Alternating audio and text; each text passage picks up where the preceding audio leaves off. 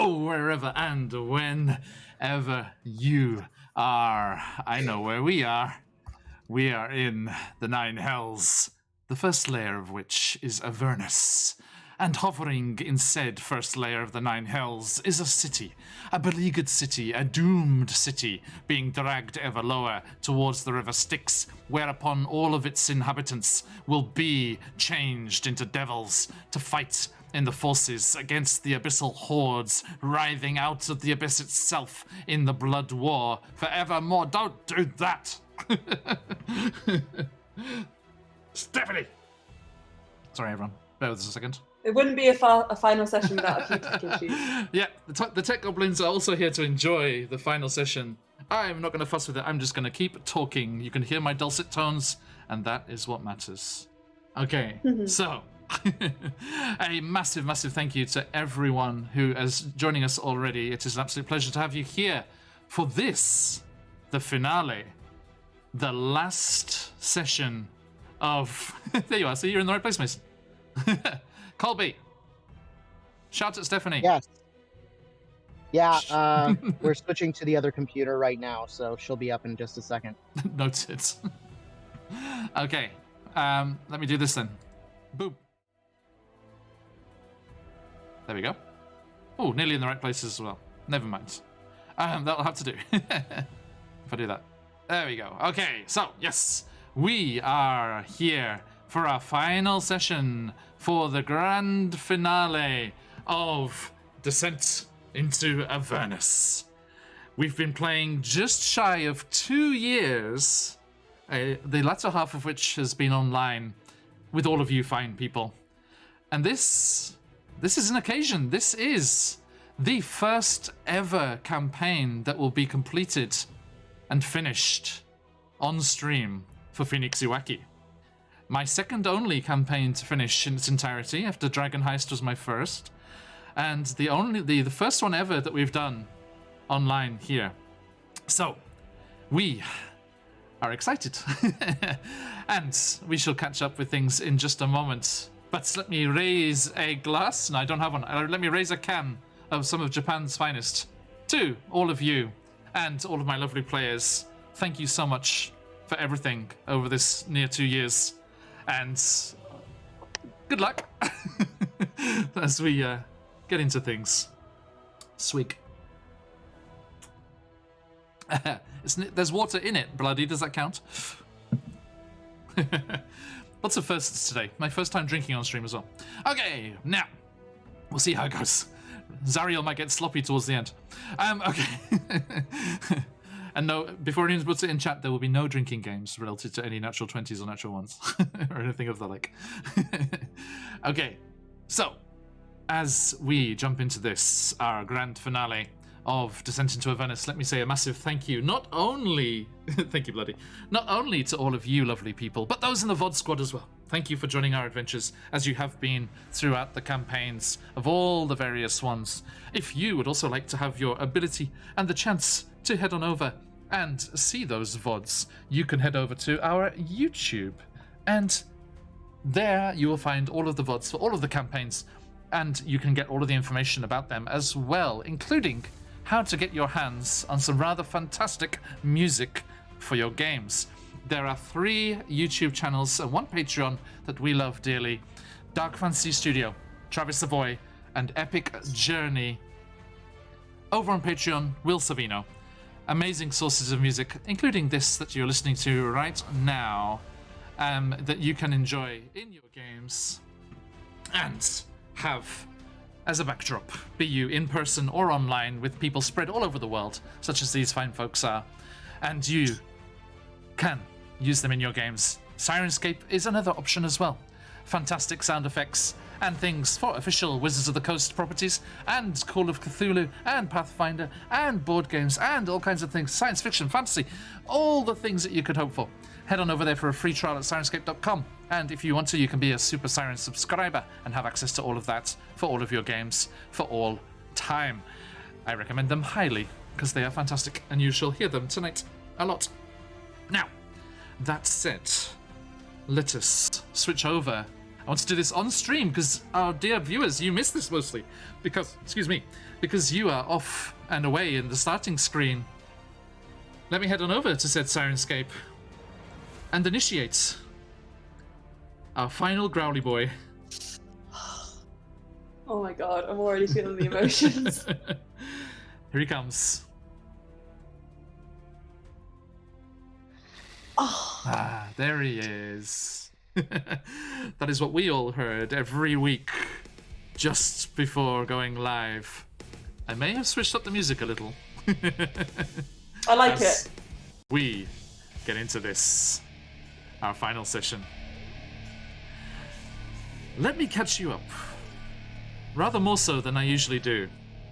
A long time ago on the Sword Coast, in a bay at the mouth of the Keonthar River, there lies a pit of sin and villainy called Baldur's Gate, which is where all of these adventurers met, were thrown together as they were press-ganged, tricked, punished into doing some work for the Flaming Fist. And they discovered in the bowels of this Baldur's Gate cultists at work.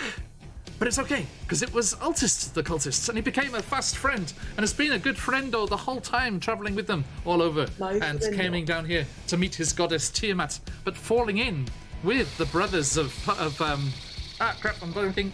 What's his name? Jarmick. Jarmick. Thank you. The brothers of Jarmick, and along with them all, bidding all around them to be welcome. And as you, there she goes again. Stay there, Stephen. As you were adventuring around Baldur's Gate trying to figure out what was going on, you discovered that one of the high-ups, one of the leaders of the city, was involved in some devil cult.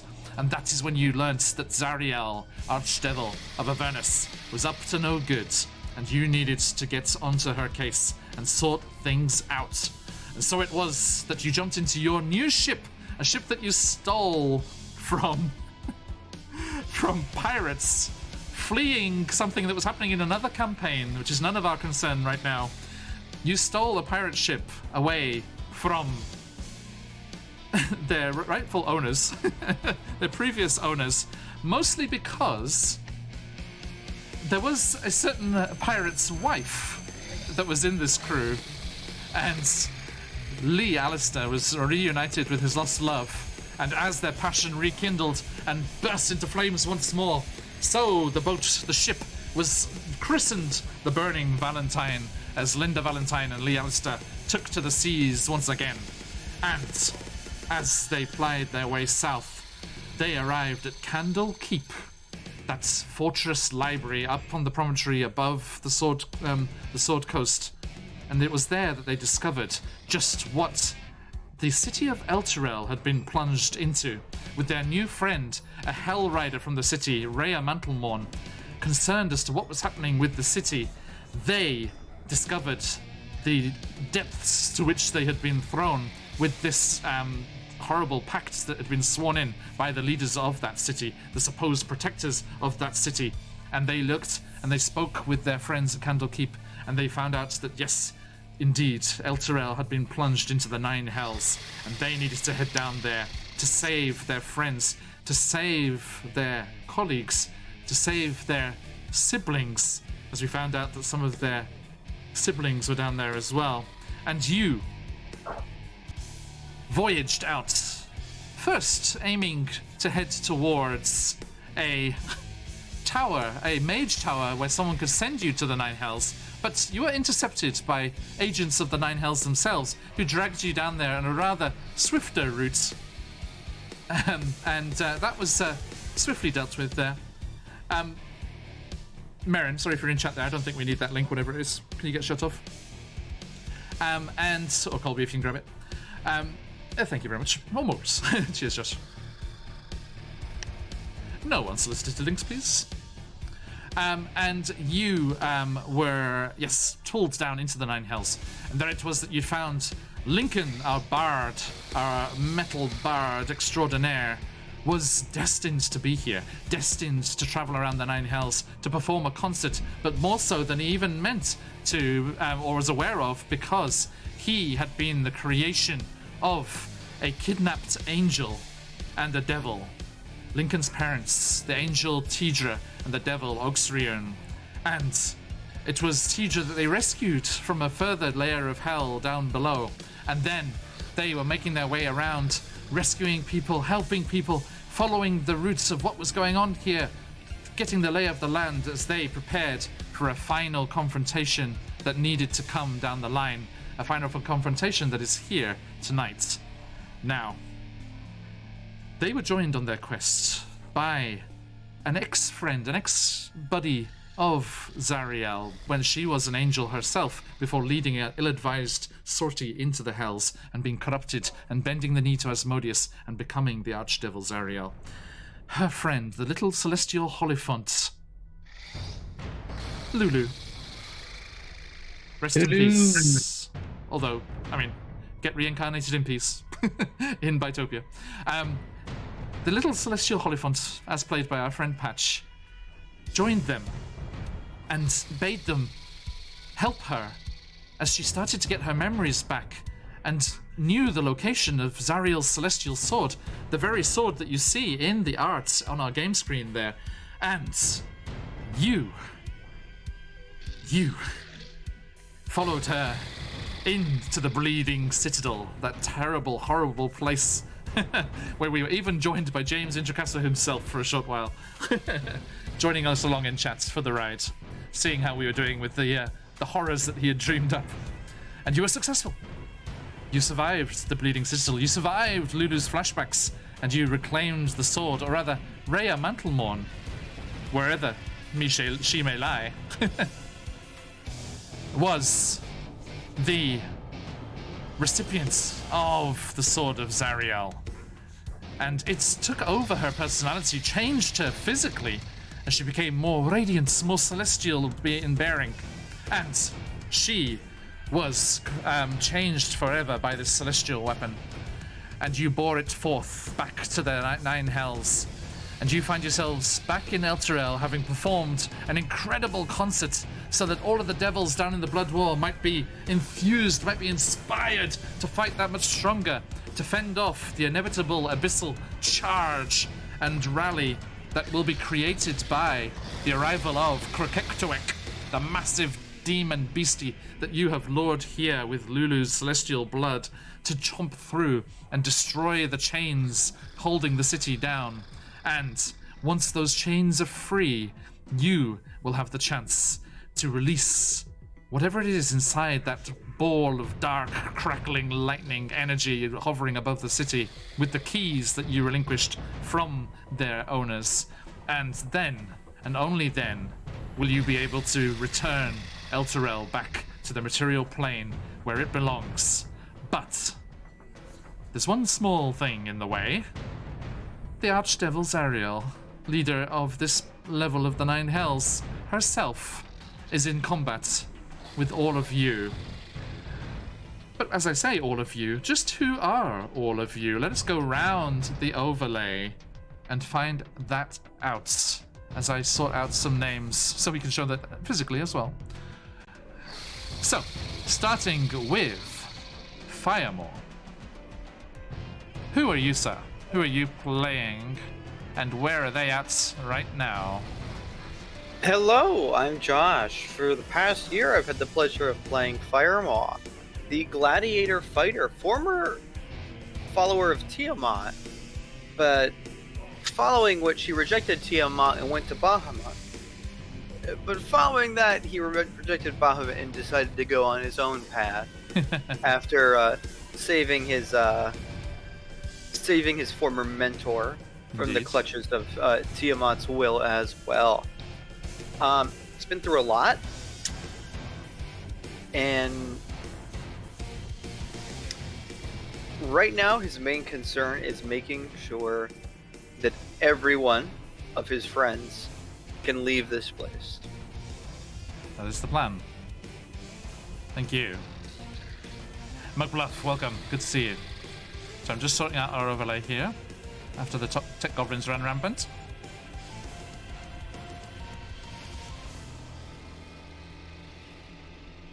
Do bear with me, my fine friends.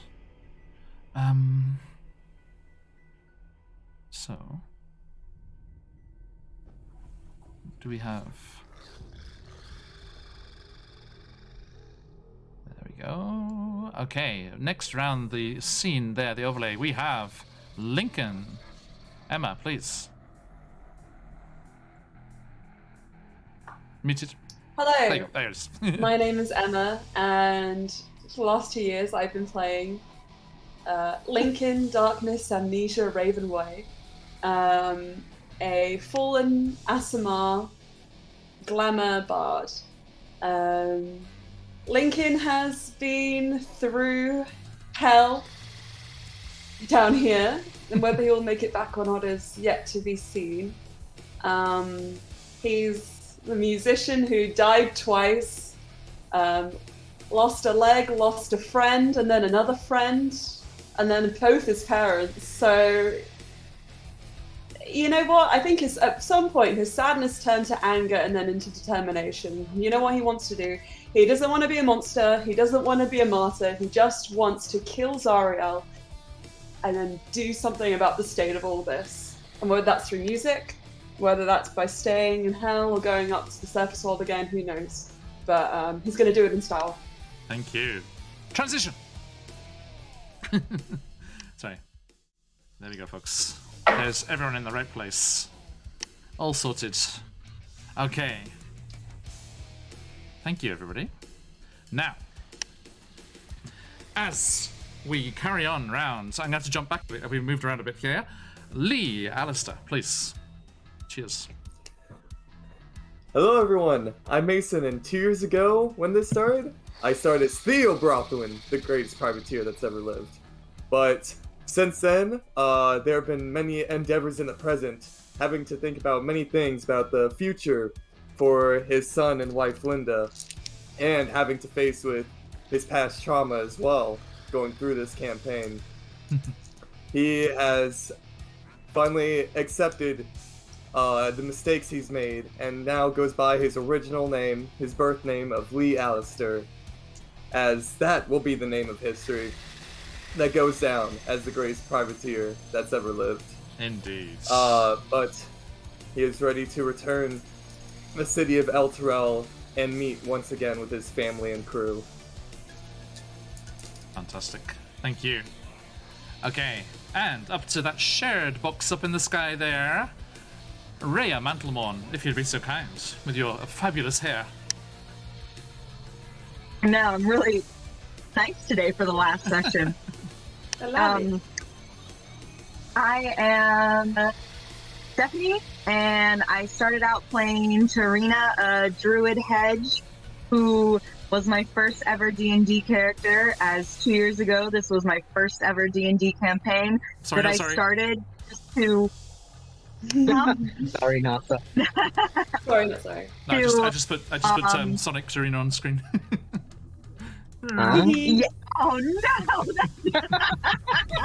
That's the scariest one. Really? Really? Do I need to pull out the three-eyed one? The three-eyed one looks gentler than the It does. Sonic one. But is really aggressive. Bye, Sonic. I'm coming at you! And and she passed away, and now I'm playing Rhea Mantlemorn, the human paladin, and yeah, all to bond with my brother, and now a hard to beat habit. Indeed. Mm-hmm. Thank you.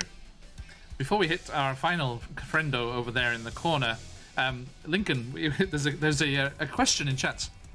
Cloak of the Edgelord? Hello. Cloak of the Edgelord? Lincoln went through some stuff. He, if Lincoln was an edge, he'd be a cliff. Wow. Yeah. Okay. Sheer drop. Round the corner there. Horvin, please. Hello, everyone. I'm Colby, and for the last couple of years, I've been playing our wild magic sorcerer, Orvin.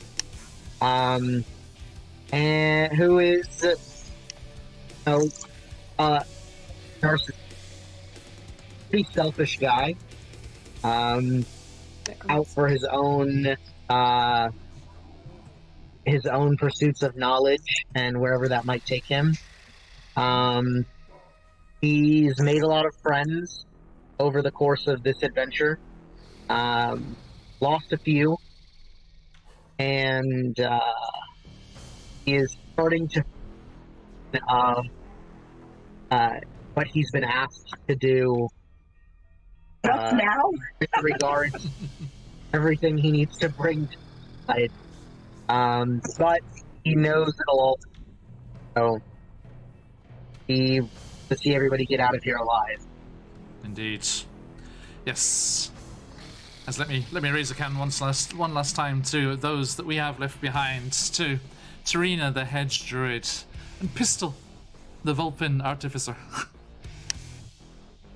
Raising it to them. Fortunately, those that didn't make it, unfortunately. All right. And Lulu, don't forget. Kinda. It's Patch. Hey, Scarlett. She has a bashing her friend Patch. Hey, Scarlett. Good to see you. Thank you. All right. Thank you, VDA. For those who are about to die, we salute you. Indeed. All right. Alicia also raising her hot chocolates to all but Lulu. That was inevitable. Okay. Thank you. Thank you. Welcome on, everyone. Good to see you all. Now, shall we return to the streets of Elturel? And as we return to the scene in Roll20, sorry, let me get this over. I'm already there. Let me bring you fine folks to this beautiful map as created for us, especially for this occasion, by our good friend CZRGP. Let me give them a shout.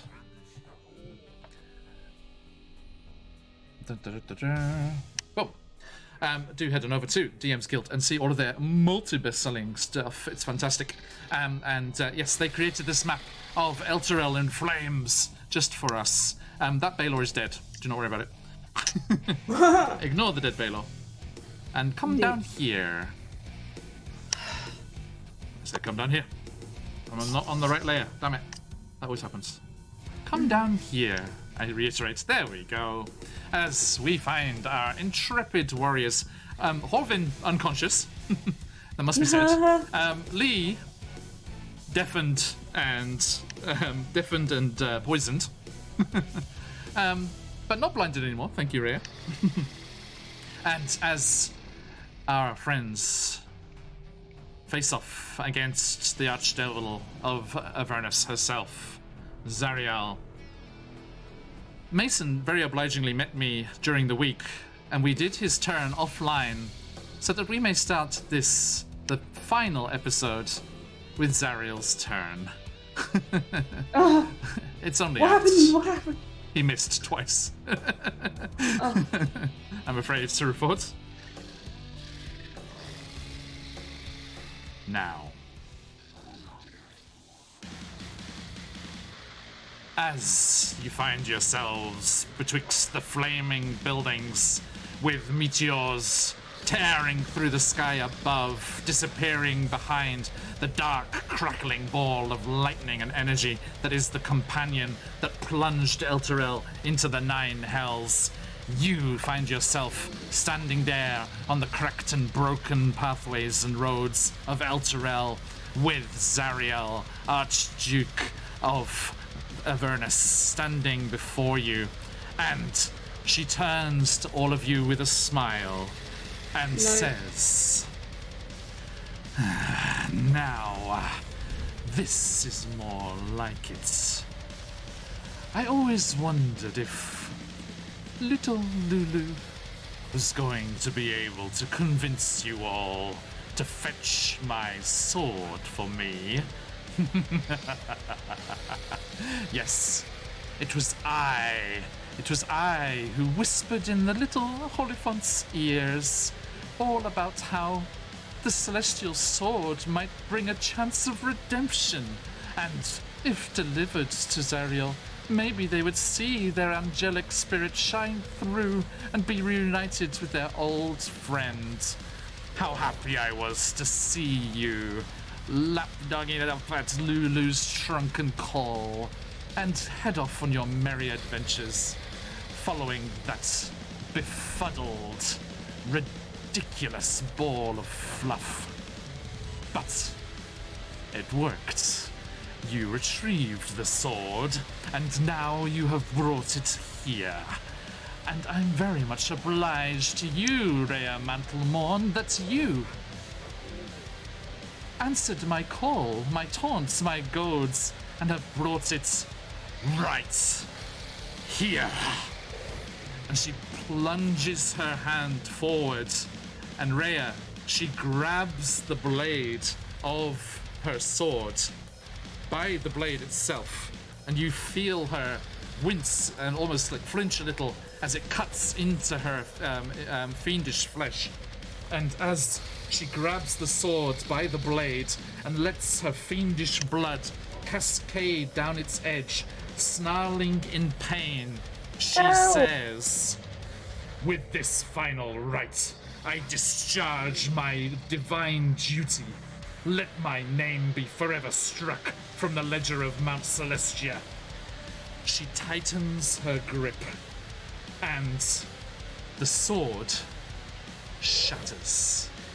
Jesus. I am not a happy camper. In celestial lights, revealing the last remaining spark of her angelic essence, which is drawn through the air towards her, into her chest, and she roars in pain and ecstatic delight as celestial fire burns around her, mingling with the infernal flames, and as these twin spirals of infernal fire and celestial burning light spiral around her, she rises up into the air and without even a flap of her wings and takes on more power. You see wounds that you had caused stitching together, healing as she takes back her celestial essence. And as all of this is happening, you hear an almighty clanking sound, and you can only think of the massively armored demon that you were fighting in the streets of Elturel just before. And as you turn in the direction of this noise from the northwest, this clanking of metal comes closer and closer, and round the corner of a building you see a large metal owlbear come charging around as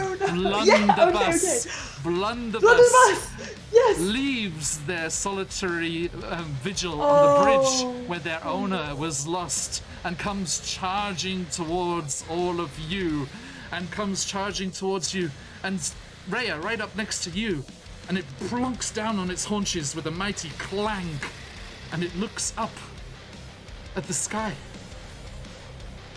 and all of you follow its gaze.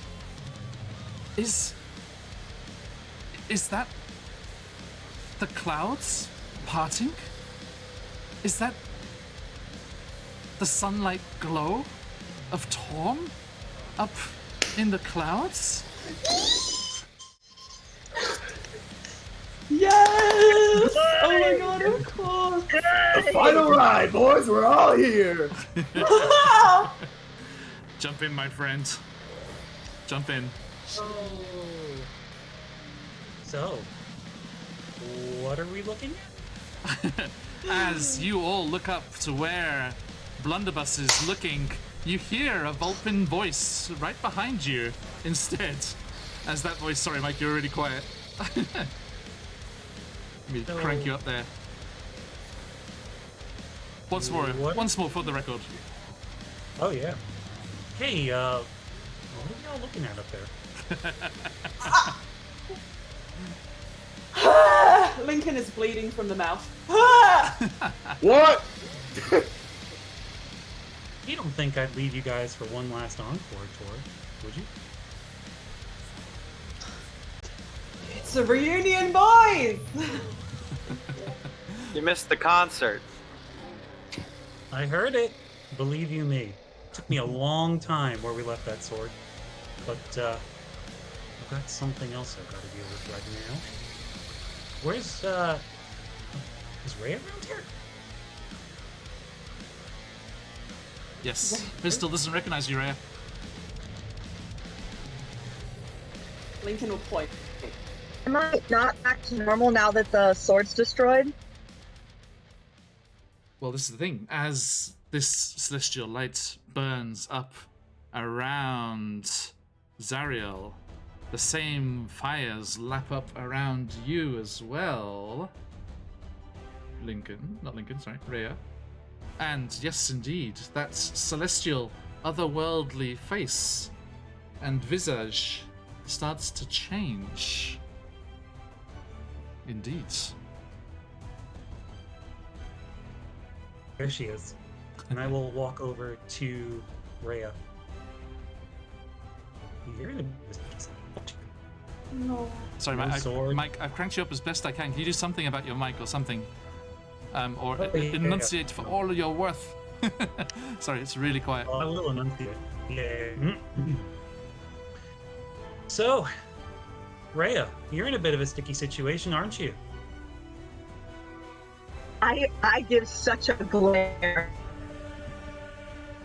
We're Well, in a death-defying battle, and Pistol's over here coming back from the dead just to make jokes. I give such a glare while I hold my broken hilt.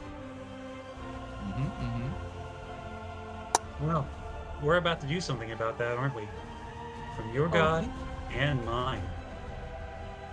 See, and I will reach out from my back. I will unlatch what looks to be a sword and a scabbard. I'll kind of hand it off right over to Rhea. Mom's got a gift for you. And I figured, who better to deliver it than one of your old bandmates? My scowl immediately turns into the brightest smile, and as I take it from you, I'm like, ooh, and I get to be me? Happy to have you, sir. So, get to be you. Why don't you pull it out? Maybe, I'll let you in front of your friend Zario. And I do. And Stephanie, if you'd be so kind as to refresh your D&D Beyond sheets, you'll find yourself the proud owner of a Holy Avenger longsword. Yeah, that's so cool! Oh my god! You're a holy avenger now! Assemble! I do the whole, like, and I look at Pistol and I'm like, so are you just a delivery boy today, or are you sticking around? Oh, more than just a delivery boy. And I'll pull out the crossbow. I'm about to put an arrow so far down her throat, she's shitting splinters for the next eternity. Eloquently put, sir. Now, I'm afraid, Pistol, you are almost knocked off your feet as Blunderbuss comes charging over. Your mechanical friend, mechanical owlbear. Hey, Thamio.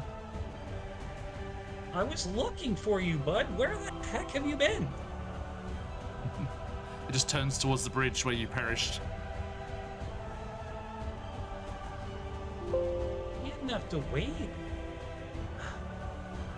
Well, next time I'll take the safety pin off you.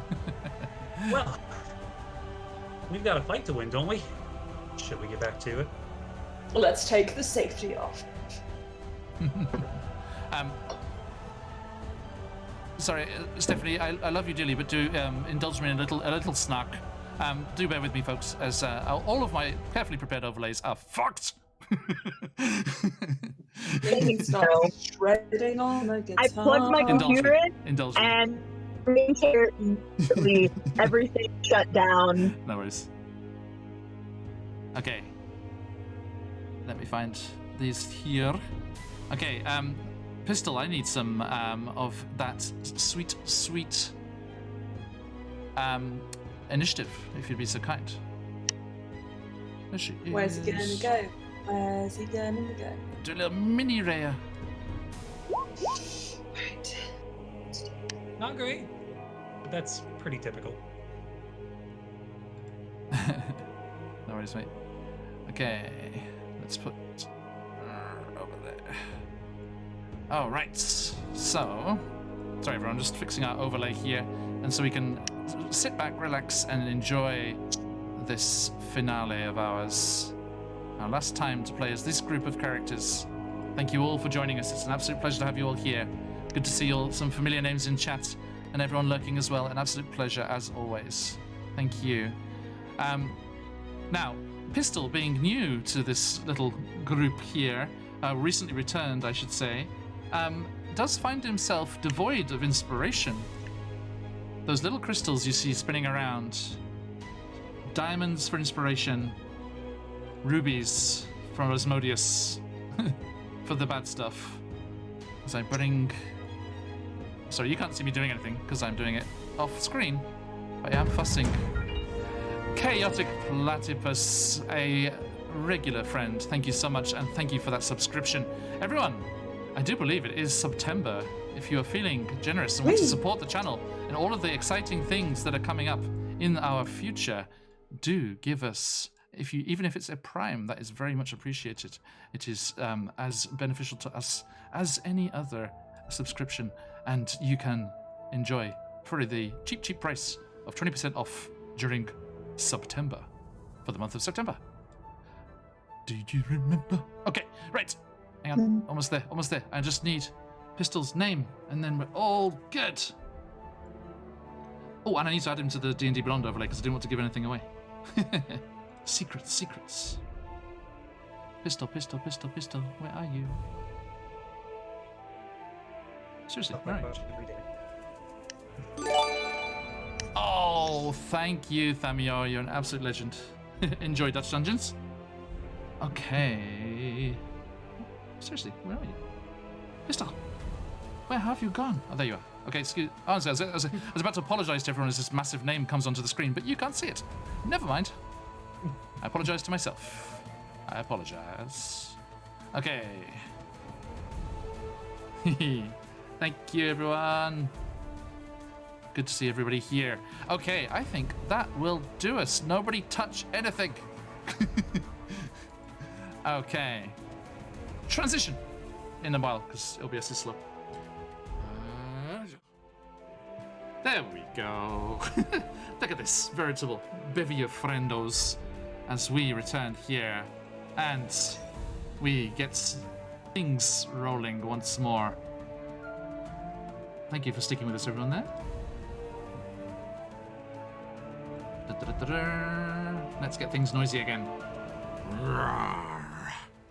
I'm using the same music that you played in your concert, which is somehow really noisy at home. Sorry, everyone. Blast your eardrums out there. Hope all of you with headphones in enjoyed that. All right.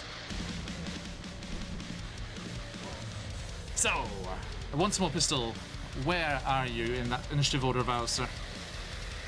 I am 12. I am way below. Could be worse. Here he is. And look, here's Blunderbuss. I'm still using the older Ray Harryhausen token. Love it. I should have made one from the from Emma's sketches, like we did for Lulu that time. Curses. Aww. Can you just double check, Mike, that you've got control of your token there? Just give me a little shimmy. Oh yeah, look at him. Look at that Vulpin go. Okay.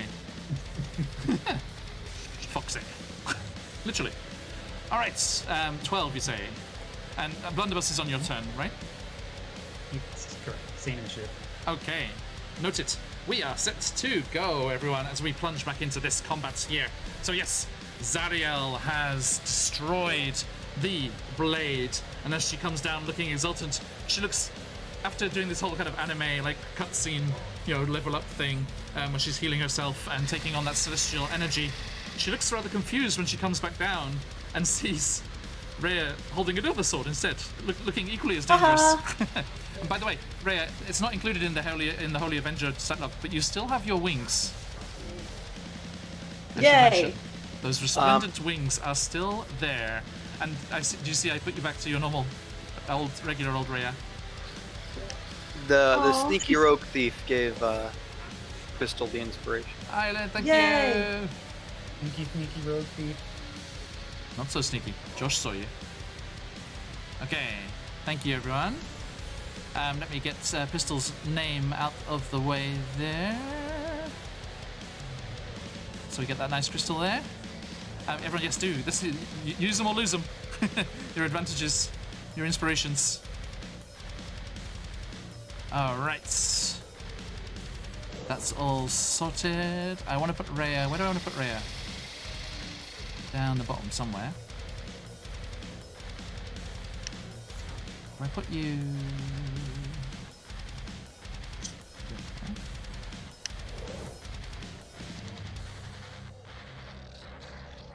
So I want to make it bigger, but I don't want to block. You can be towering over Lincoln. Ha, ha, ha. Loom over Lincoln. Loom. There it is. That'll do. Loom. That kind of makes that. If you know the backstory there, HF. If you know the backstory, that works quite well. Okay, as Rhea looms over Lincoln's past. Okay, let me wet my whistle. Big lady. Everyone, let me plug someone that none of you have access to except Josh. West Coast Brewing, Japan's finest. One of them anyway. Okay. Now, as we are plunging back in here, Zariel turns, confused for a moment by this new blade, but she's like, no matter. You shall all fall and join my infernal legions. And she lunges towards the biggest of the big boys, Firemore, pit fighter extraordinaire. Wait. 18? Ting! No. She's like, what? That cannot be. Okay. No matter. It does swing back around on the backswing. Can she find a weak spot? Ting! 34. No. That'll do That'll do it. Okay. Firemore, you take 18 piercing. And hang on, I'll remove the fire for you, as you are immune at the moment. You take 18 piercing and 19 celestial radiant damage from her new toys. Thank you, Rhea. And thank you, Lulu, for when Patch watches the VOD. Okay. And as that bites into you a second time and does get through the armor, it does swing round one last time. Oof. 23, Yeah, it'll do it. 15 piercing, and 18 radiant.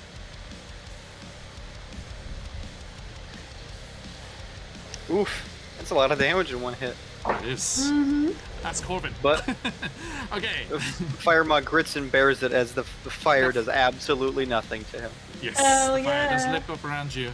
So yeah, that would hurt the rest of you more. Okay, Lincoln Okay. with Rhea Mantelmore next. Returns Right. to former glory. Hit up. Lincoln is going to look between Holvin and Zariel, and he's going to just sigh, and he's going to lean down to Holvin, and he is going to do his healing hands as an action. Okay. He can restore 13 HP once per long rest. So, Horvin, you are brought up from consciousness, Raised from the dead, as it were, by your own hand. raised from the dead. Indeed. One day, Orvin. Who's the necromancer now? And I took my tongue out at him. And then I'm going to also. He's like, be my guest. I don't want to be. Right, so I have a bonus action and I have two ideas. The first idea is carrying him off to a safe location and flying away. Alternatively is using my bonus action to do another healing word and then flying away by myself. Because I have a feeling that the idea of picking him up and like going off is a bit more than just movement. So, would it be possible to pick him up, or is that not possible? And fly off with him Yeah, if you want to. with what I've got left. Have I got that? Okay, I can. Right. No, you've moved So 50 feet. I've moved 50 feet. Yeah. You were Then I will 50 move. feet up. Oh, I am. You were. Sweet. You were. Cool. Well, I flew back down 50 feet, Yep. and that's as far as I can go. So never mind. Oh, okay. Never mind. I will do a. Well, healing word doesn't want to be touched. Does anybody else look like they're about to die? Who looks bloody or on last legs? It'll be on the token. Look on the tokens. Right? But so nobody at the moment. Yeah, I'm having a look. Everyone Nobody. do, Great. Do that on your own tokens, right? If you go past half, do a yellow. If you go past 10, do a red one. So we can. It's a really good, sign for everyone else as well. Yeah, I'm at full. I don't know what this is. Following Bloody? the big hits from Zariel, looks like he could be, I don't know, theoretically speaking, 1 HP from Bloody. Ah, I see. I will do a healing word on you. Lincoln will unleash a melody which is very close to vocal fry but is still screamo because he's getting a little bit exhausted. 4 plus... Colby, Stephanie, we're in the 9 hells. If you could cut the adorable a little bit. Thank you. Thank you. You take 9 HP. A little buffer for you. That's it. Alright. Alright. I'm 50 feet. Oh, skeleton from EA Prefecture. I'm on the floor next to Horbin. That's it. Noted. Okay. Rhea Mantlemorn, with your new +3 weapon. And remember, it does an extra 2d10, I think it's 2d10, radiance against infernal creatures. Alright, well, I was debating whether or not I needed to.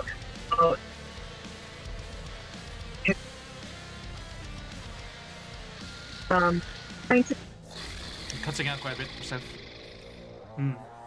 So sorry. That's going to be 15 to hit. A 16 does not hit. Can I bend that luck? You can try. Ooh.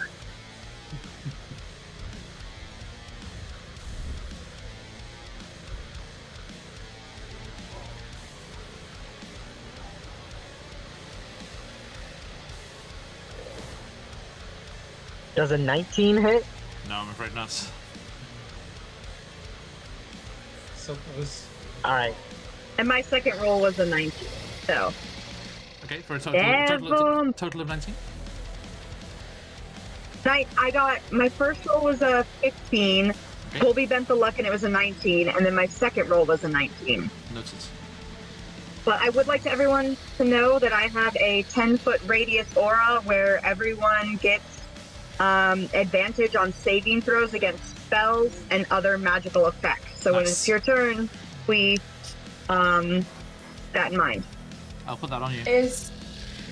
Yeah, I want to see if anything's getting that way. 10 foot? Yeah, Correct. 10-foot radius. Yeah. Noted. So 10 foot on either side. Can everyone see this? Yeah, you can see that, right? It's on player view. I might need to reload the screen. See what? I put a radius aura around Rhea. Because she can see it, I so that's why it can't- shows up. Yeah, she I can can see see it, it. but I can't. If she can see it, then just remind us if it comes up, Steph. Sweet. I'm fine with that. There you go, found it. There you go. There we go. Okay. Is that it's not to whip myself, No, but 10 radius. Yeah, okay. You go, Seth? Yep. we're good. Okay. All good. Fireball. With pistol on deck.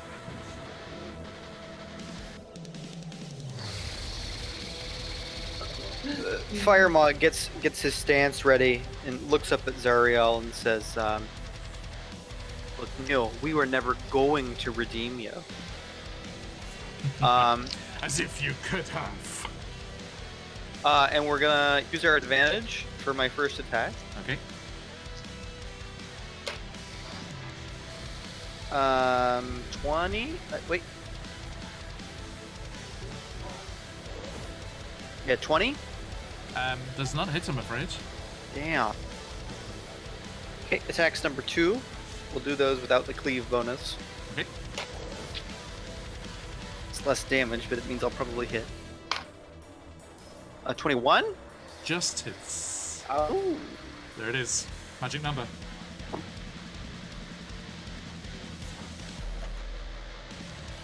Oh, rerolling that damage. Not much better. It's a 9.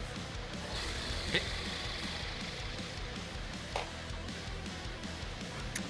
I'm afraid it's I'm afraid it's a 18 to hit. It's not gonna do it. Very nuts.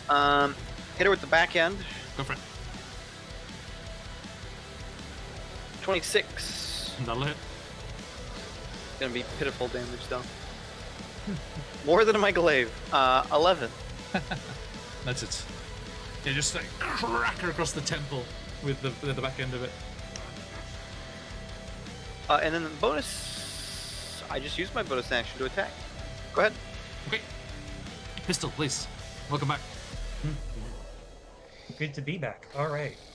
So, Pistol's going to survey the situation. This is the first time he's seeing Zariel, who he's By the only way, read about. everyone wondering, as we were just talking about him having died and now he's back, he sacrificed himself to save the group, and the god Torm saw this and bore him aloft away from the Nine Hells, and has on occasion sent him back to do Torm's work in the Nine Hells. Like now. Third time's a charm, and we're here to kick some ass. So, Yeah. surveying the situation, Pistol looks over at Firemaw, who's clearly quite engaged, and as best he can, will yell out to him, Firemaw, are you thinking big, or are you thinking fast? Oh, it's gotta be big. Big it is. It would be my genuine pleasure. And I'll cast Enlarge on Firemaw. You're now the same size as Ariel. Big more. Perhaps Tiamat herself has sent you to challenge me. No, I'm here all Right. for myself. So now it's going to be Blunderbuss's turn. So Pistol's gonna pat Blunderbuss real quick on the head. Hey, do you remember Blue 3 Bop? It's time. And so, with a nod of approval, Blunderbuss will come charging right over here. Right over to Zariel and attack. Alright. Or swing. Yay. Go for it. Not going to be great, but 21. Just hits. Nice. All right. It's going to be. I'm also going to, with that, I'm going to use a use of my. Sorry about that. Arcane Jolt. So, once per turn, when you hit a target with a magic weapon or your Steel Defender hits a target, you can choose to either deliver an extra 2d6 pulse damage or restore 2d6 healing points to a creature or object within 30 feet of the target. Go for it. So I'm going to choose to heal Fireball. Let me do the damage first. Yeah. A paltry 6. Every little helps. And Fireball. 10 HP back. Yeah. And that'll do it. Gotcha. Thank you. Next up, Horvin. Okay. Horvin is gonna pick himself up and Turtle's voice. He's going to kind of like take a second in awe and then kind of pat himself on the head and be like, not now, not now. First I'm gonna move away a little bit. Probably right there. I take an opportunity attack. No, I'm joking. Listen! No. Yeah, Crobats is GG secretly all my along. enemy.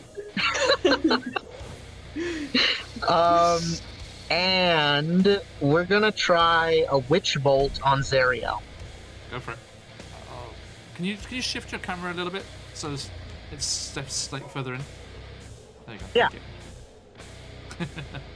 What did I say? You're breaking my immersion. Breaking my immersion. I'm gonna use Tides of Chaos. Noted.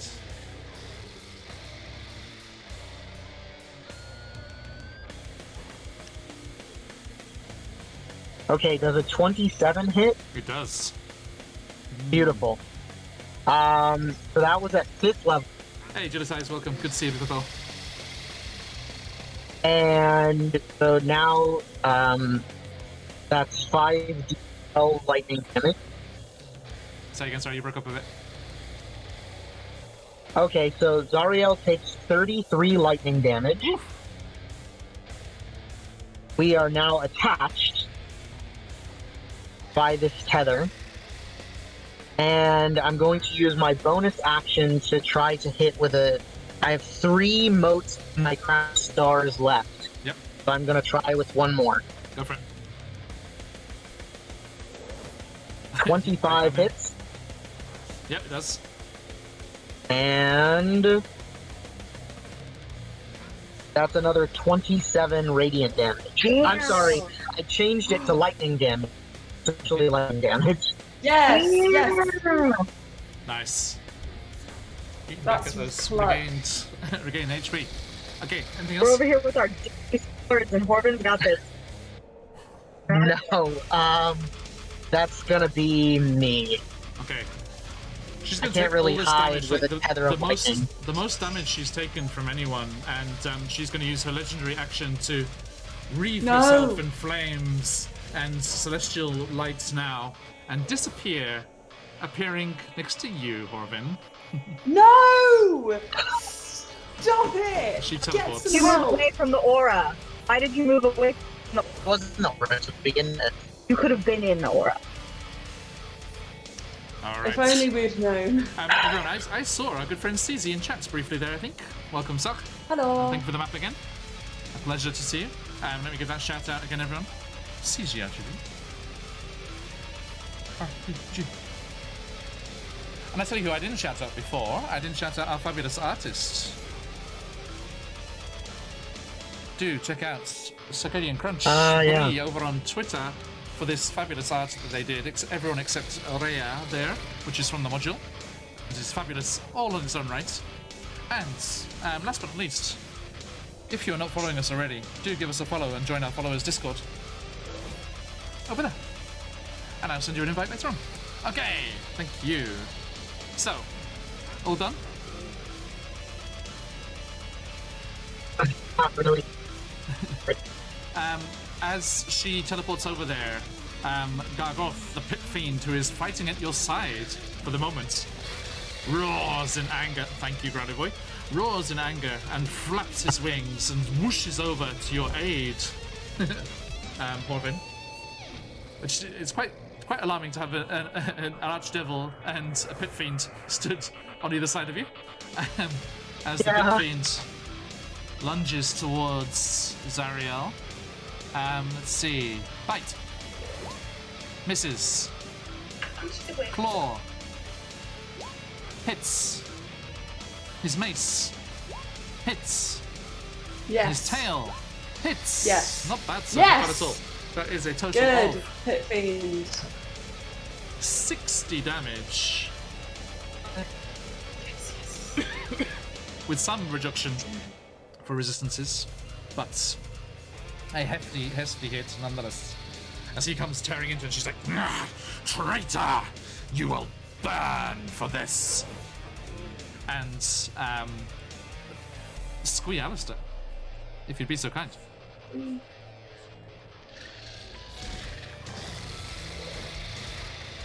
Okay, so I'm going to start running, and as you see, Squee Alistair move 4, 5, 10, 15. As soon as he's about to run into the building, you see his tattoo glow, and he goes into ghost form.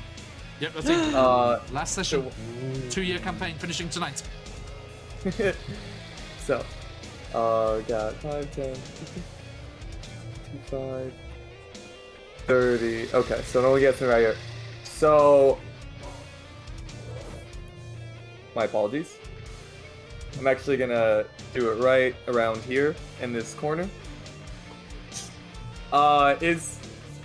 I'm assuming this corner is like a little bit of the roof and there's an opening underneath, or is that, would you say? Not enough to walk through, yeah, you'd have to be outside the roof line there. Okay. Copy. Okay. So yeah. So, what we'll have to do... Yeah. I'm just gonna use my action to then give me the dash boost to run around on this side of Zariel. Okay. And I am actually gonna have private. Could I have Private Radican do the help action to give disadvantage to Zariel? Yes, a small shipwreck So stumbles onto the Archdevil, the leader of the start- first level of the Nine Hells, the General Supreme in charge of the infernal forces of the Blood War, distracted by a rat. You see Screealister run through and ghost form through this building, and as he jumps out, he throws Private Radican, and Private Radican launches. Anyone wondering, Lee Alistair is usually the pirate that you can see on the screen there next to his video, but at the moment he is a werebore, as he was given lycanthropy by a certain warlord, a while ago. Okay, oh, you're all done? Yep, all good. She's like, as if this pathetic little thing can distract me. And she turns to you, Lee, and her eyes blaze. And I need a wisdom saving throw. Okay. That's going to be nat 20. Natural 20 for a total of? Yes. 21. Still fails. You have Natural advantage. 20 always succeeds. You can't get better than that. Saving luck. throws, only attacks. Oh, Nothing else, I'm afraid. Yeah. I bend luck. Cody. I can see him.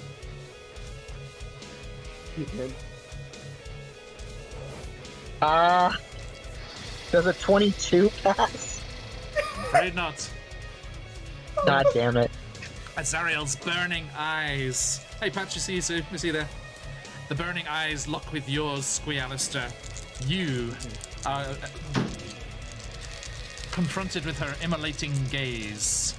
Subjected to is what I was looking for. And yes, as you just hear her voice. Burn, privateer. And you take... Oh dear. no. Wait, is this a spell? 32, no, I'm afraid not. 32 fire damage.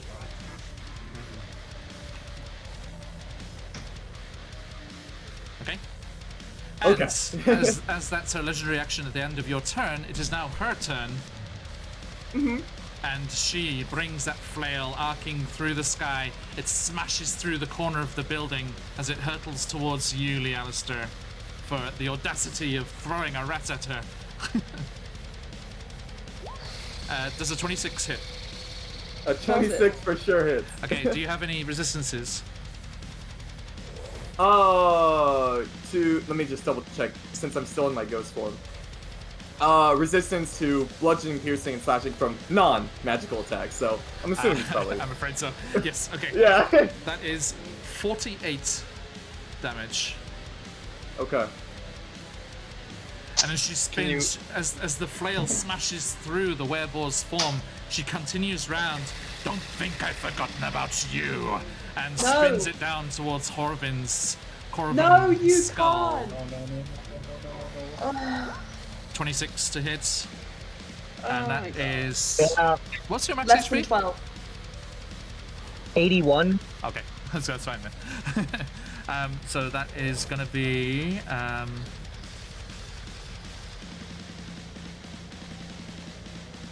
55. No! Wow. As you're knocked unconscious again. And as you crumple to the floor, We need you up. sort this out here. The flail just smashes through Corvin's, the Corvin form of Corvin, and just smashes him against the wall of the building. And then she just spins and it loops it over her head. The chain singing with infernal rapture, and it smashes again once more into you, Lee.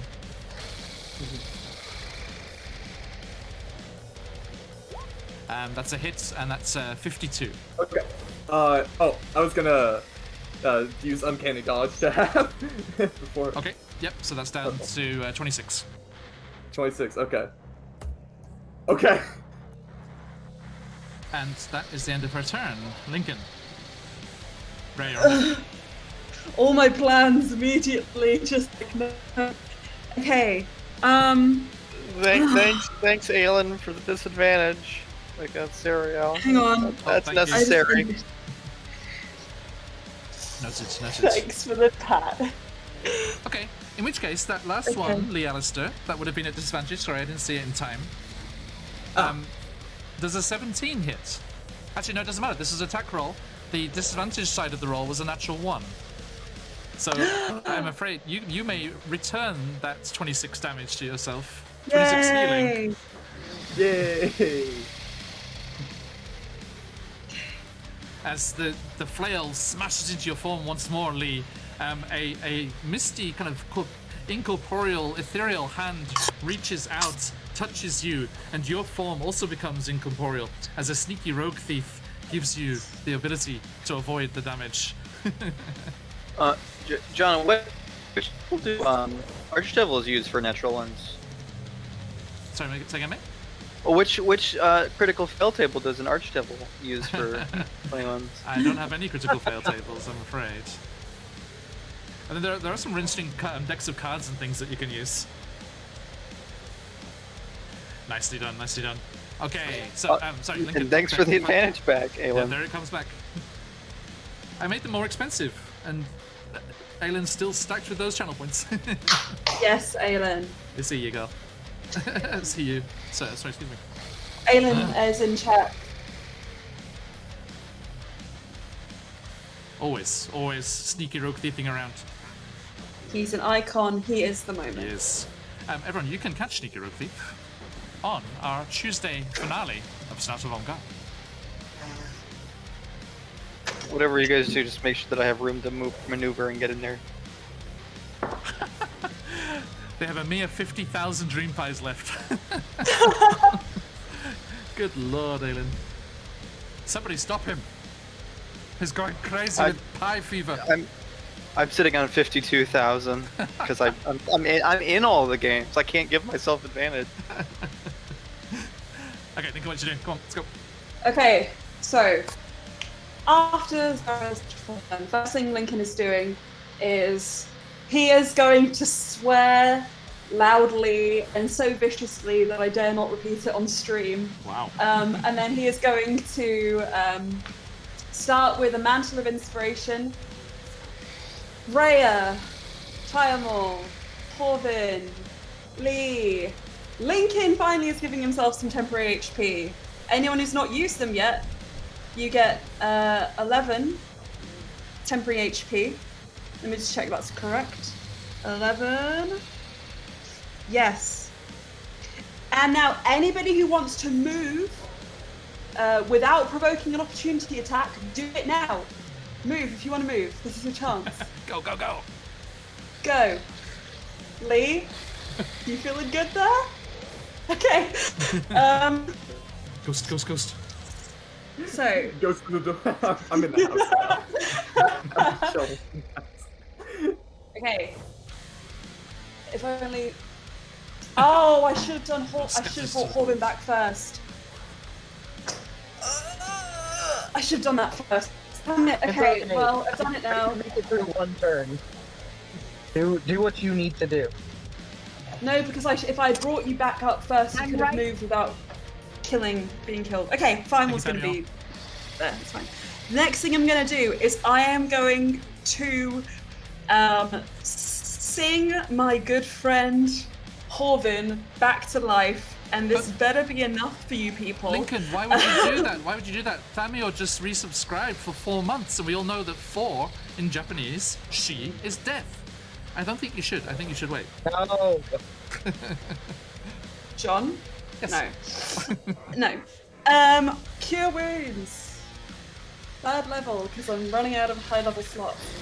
6, 9, 8. Okay, it's 17 plus 5. You take 20. You get 22 healing, Horvin, and Lincoln.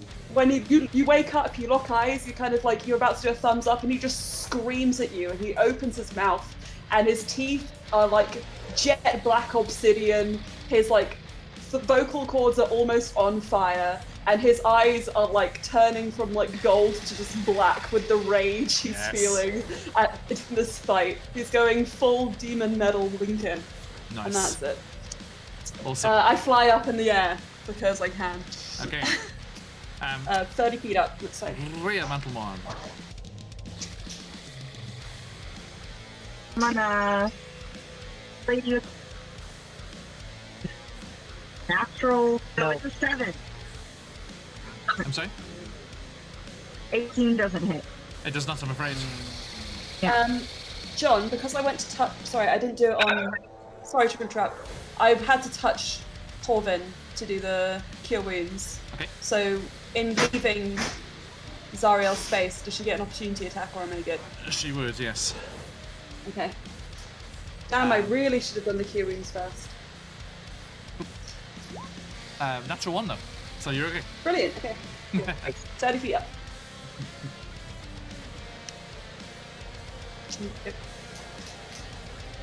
Plus 11 with sword.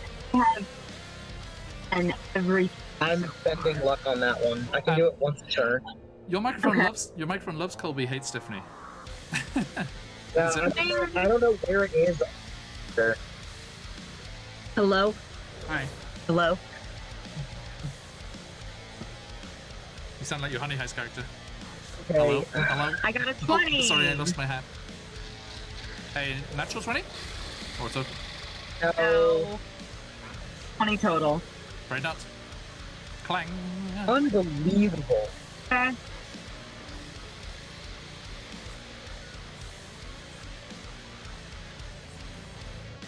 My turn. Okay, fire more. Uber fire more. Big chunky boy here is gonna make 3 attacks. I'm just gonna. No, Aelin gave me advantage. Let's use it. First attack is with advantage. We'll cleave on this one. We'll see how it goes.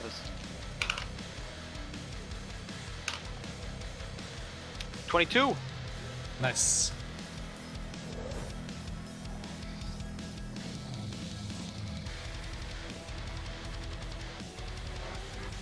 Damage on that?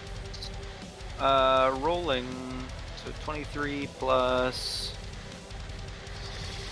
It'll be 27 thanks to my big pistol making me a big boy. Okay. Alright, the rest I'm just gonna roll at the same time. Go 2 for it. attacks.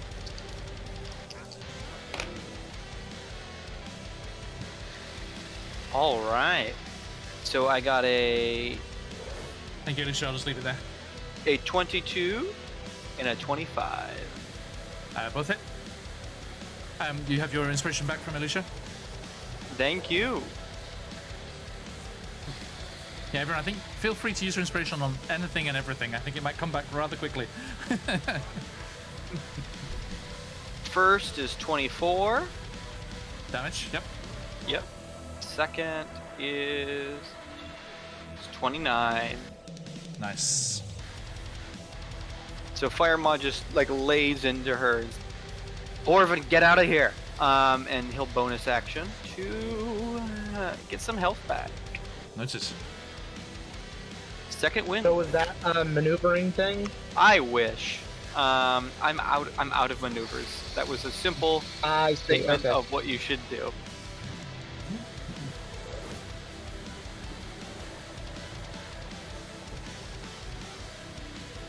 I don't think I can without dying again. You could take a disengage action. Oh, I guess that's true. Fine, are we good? Yep, all good. Okay, pistol, go. Corbin on deck. All right. So, out comes Torm's spit, and I'm gonna aim it right at Zariel. We're gonna go for 3 attacks, 2 action, 1 bonus, and I will use the advantage on the first roll. Go for it.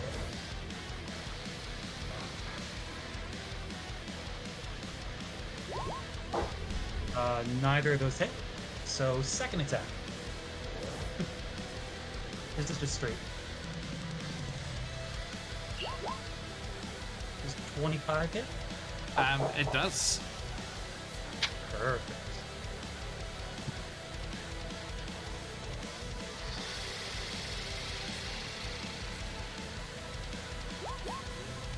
It's paltry 7. Every little bit helps. Every little helps. Bonus action. Bonus action. With crossbow expert gives me 1 more attack. So All right.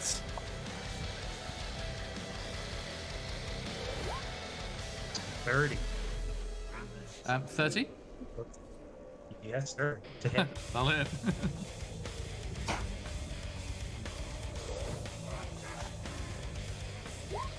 That's going to be 11 damage. Much better. Nice. Okay. You done? Not yet. It's Blunderbuss's turn. So Pistol will look over at sort of the situation survey. He'll get 2 shots in. 1 for the money. It lands right in her chest. 2 to get ready. In the leg. 3 for the show, and out comes Blunderbuss, charging through this little cavalcade. It's 10 feet of movement through every Right. person. Yeah, Or one, yeah. he probably stays right about here. Yeah, You can't stop in a person's so- place. Sorry. that's true. Yeah, that's right. That's a good point. All right. Let's go around the other way then. 1, 5, 15, 20, 30. Right there. And over towards Lincoln, Blunderbuss will look over. Stay there. I'm coming. And that will be my turn. Okay. You mean Horvin? Towards Horvin? Yep. Yeah, okay. Thank you. Right, speaking of Horvin, are you going to stay there? Actually, before that, at the end of Pistol's turn, I'd like a wisdom saving throw, please, Horvin. Or Does it feel like a spell? No, sorry. a magical. Say again, sorry? Is it a magical effect? Yes.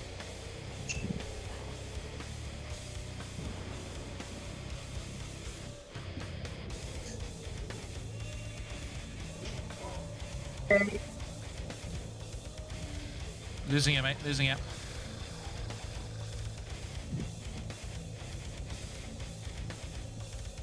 I'm not getting a word of it. Can't hear you. Hello? Yep. Yep. Yes. Yep. That's it. Okay, we must have covered up the microphone or something. I don't know. That's I perfect. don't- Do that. We can't see you, No. but we can hear you Like, perfectly. I don't think you understand the octopus maneuvers we're having to do just to keep the camera on both of us. We're not size compatible. Thank you for the sub, legend. So what was the saving throw? Yeah, 14 I don't think is gonna do it. I'm afraid not. Okay. So you hear Zariel's voice in your minds. Burn, bird. And that is 31 fire damage. Are you down? No, you have 10 HP. You have 10 Hold HP. on. You have 1 HP Yeah. left.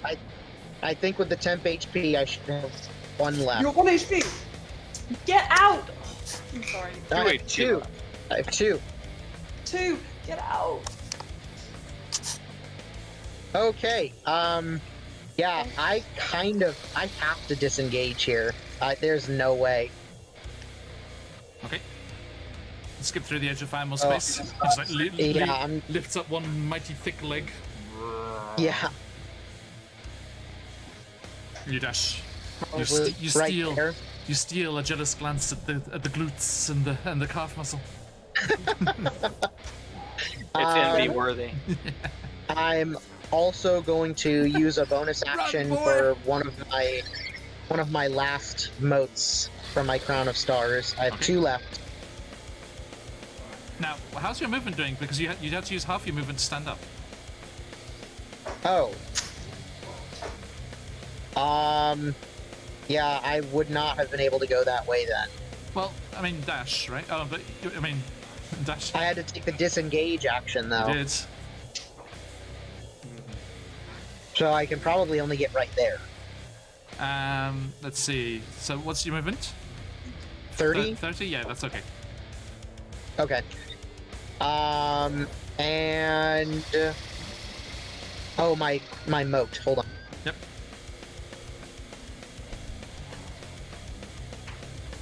Hey, Natty. 21. Just hits.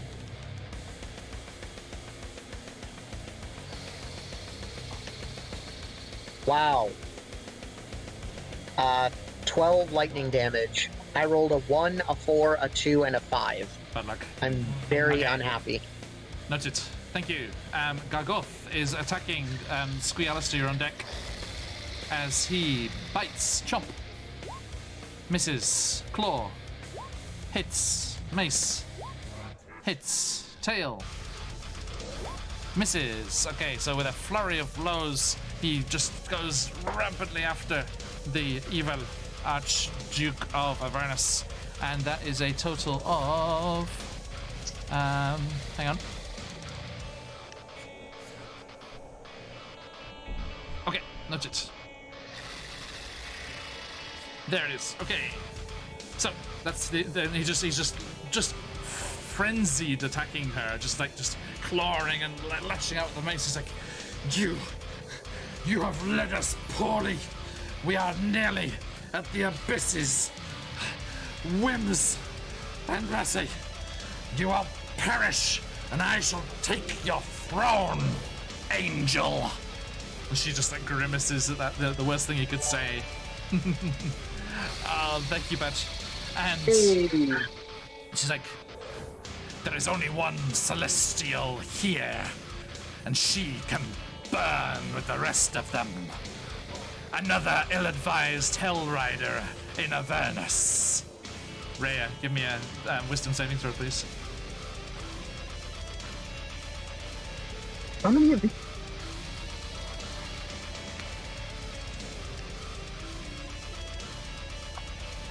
Alright, that's a 26. 26? I can't be any smarter than that. Is that a natural 20? Okay, I can be 1 point smarter than that.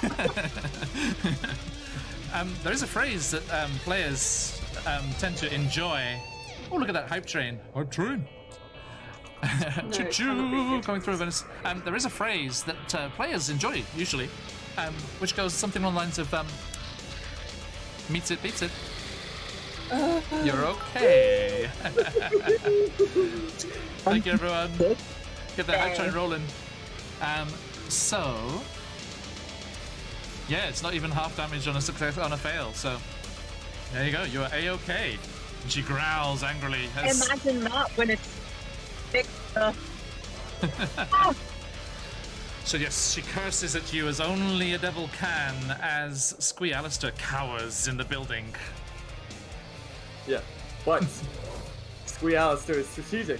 No, 'Cause cowers in the building. Cowers in the building. Aha! Squealister pops out the building again in his ethereal. And as he's swinging around with the scimitar, instead you see in his sleeve, pops out again, Private Radigan. No! Private Radigan Cursed jumps rat. out. It's Ariel. And then Squealister swings with his scimitar. It is Thamio, you just made it get to level 2, thank you. That's a 13. That's a miss, I'm afraid. Bonus action, disengage. Whew, pop right back into the building. Okay, this ghostly pirate just comes drifting out of the wall, attacks, misses, and drifts back in again. As Zariel like, spins in anger, she's like, "Stay where I can see you, you pathetic creature." And she is going to look past this thick dragonborn of ours, and hang on, I can't do double the size because that will hide everything. Let me just give you a little upgrade on the overlay. Firemore. There we go. Look at it, oh, thick boy. Okay, and as you do that, Lee Alistair, she glares past you, spinning round. She's, you and your god have no right being here. Tell Torm I say hello, and I'm coming for him. And Pistol, give me a wisdom saving throw, please. Is it a spell? No, still no spell. It's the same thing every time. I'm Sorry. going to ask that every single time. Worth not even checking. joking. Definitely worth checking. Yep. Thank you everyone for all this John, amazing stuff. I'm going to Level be 2 so complete. annoying. Hype train, choo-choo. So, John, before I roll, I'm going to use a use of my Flash of Genius, which gives me a +5 to whatever I roll. Nice. Tensai! And let's hope for the best. Give me something to eat. I'm not going to do it. I'm afraid not. Okay, I was like, is that then plus the 5? Because that would have just made it, but no, unfortunately it was already in there. +5. Okay, I'm afraid she looks over to you and you hear her voice in your mind. Apologies for the singed fur, but burn, burn, yes you're gonna burn. And that is... Not even a good singer. She's like just using old material. 22 fire damage, You Pistol. can cover This is so 22 derivative. fire. Thank you everyone. Thank you for all the hype. You absolute legends. Okay, so yes, that's 22 there, Pistol, yep. And her turn. She's like, your mind may be strong, O winged messenger of the gods, but how does that body hold up? And she swings her flail at you, Rhea. I'm gonna cry. Well, let's see. That is the first one is. Do you have any resistances? I don't. Okay. No, I don't. The first one is 53. To hit? To hit? No, 30 to hit, 53 damage. I'm going to say. Well, I had a joke for if she missed, but now I'm sad. Okay, you still up? Yeah. Yeah. Okay, the flail from swinging back round, trailing out infernal fire behind it. And that is 47 damage. Damn it. I'm down. Fucking hell. And she grins as you go crashing. Tell me, Rhea, and tell me truthfully, were you flying above that roof or were you standing on the roof? I was standing on the roof. I should take your word for it. Oh no.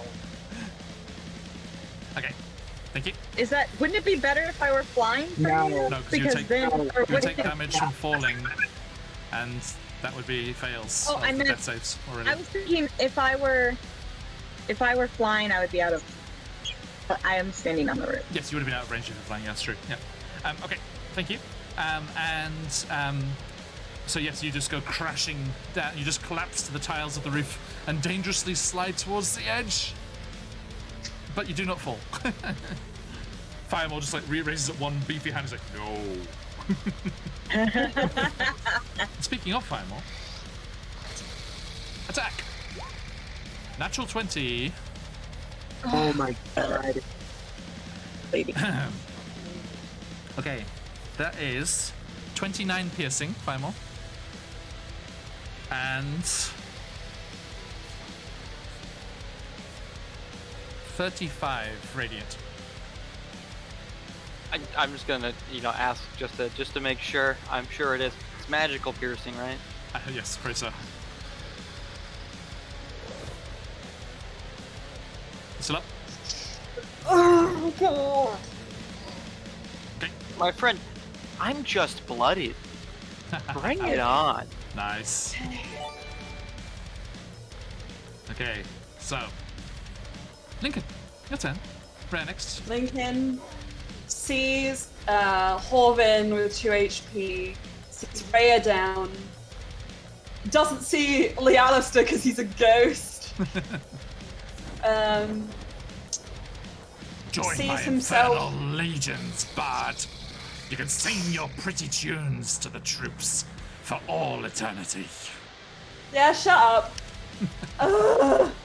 Actually, speaking of, Bloody as she 035 says that, get us to the you do see between the Five. buildings and stuff, rank upon rank of devils starting to enclose on your location here, standing around, not intervening, not rushing in, but they are making kind of like a perimeter around where this fight is happening.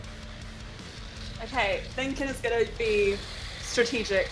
He looks down at himself, a bit of scratch on him, and he flies over to the rooftop right in front of Rhea, and he lands in front of Zariel. And before he lands, he's going to look over to all those devil legions, and he's just going to say, "Come and see then.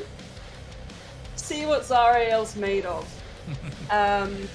Lincoln, if I can stop you for a brief moment, I do have to address this as it's happening right now. Several firsts Sure. tonight, everyone. The first campaign that we are finishing live on stream, the first beer drank by me on stream, and our first complete hype train. Thank you all, you beautiful, beautiful people. Thank you. Absolute legends. Okay. Yeah. So, but just as Lincoln lands in front of Rhea,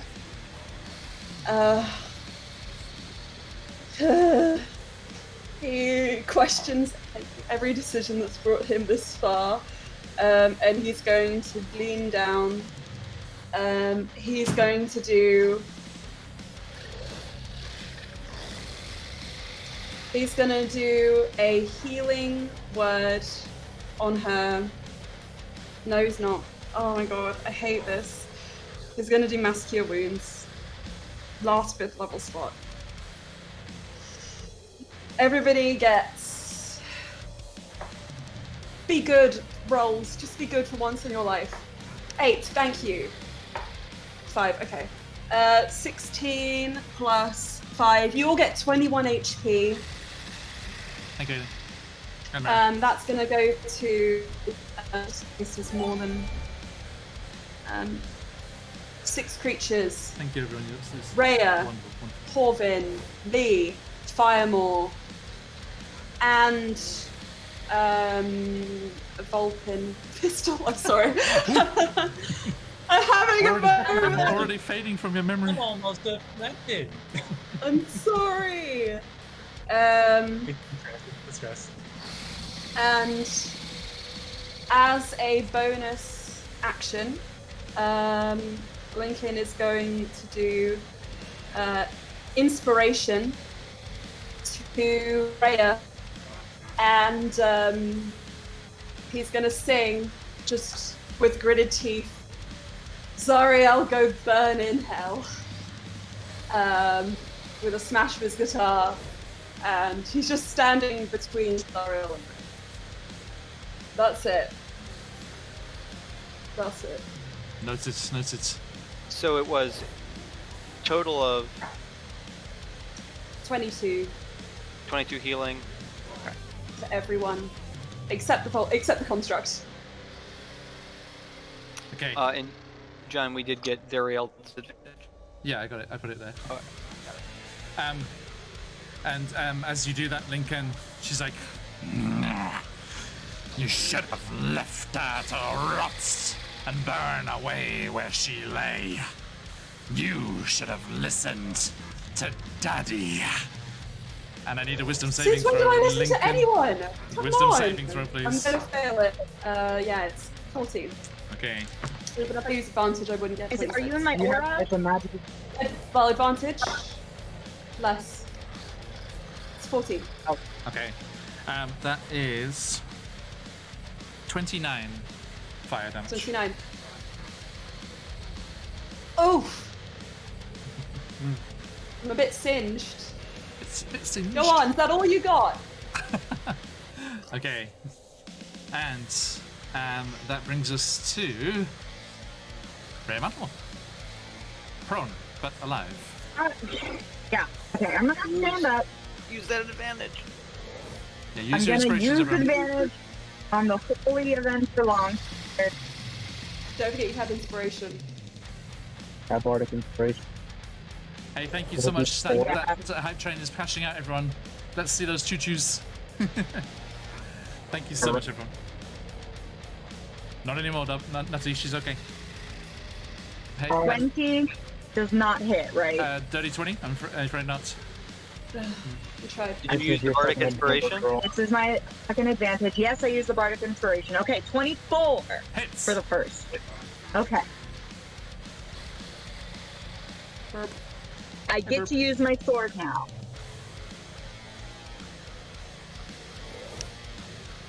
Four damage. Oh, hold on. I'm not carrying a shield. And smite. Smite him Smite hard. her. Yeah, you Oh, got your mighty smite. smite Yeah. her. Smite him Divine max smite. level. And you've got extra 2d10. Yep. for radiant, So 14 magic slashing. 4 radiant, and then for my sneak. You've got divine smite, right? Yeah, Yes. going down. Okay. It is Alicia. I It certainly is. so 14 piercing, and 2 extra.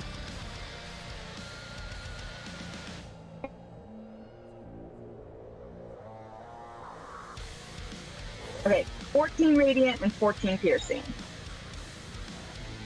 Total. No. No, there's no extra piercing because the smite is added to the hit that you did before. 14 radiant. So the smite and the Mike's cutting. So I think it's 28 total, including their Yeah. there was a torrent of numbers. 28 total, including everything. Thank you very much. Okay. And I get a second one. I get a second hit. Go for it. Go for Do it. And you have inspiration back if you want to use it. 25. Yes. 25 to hit. Okay.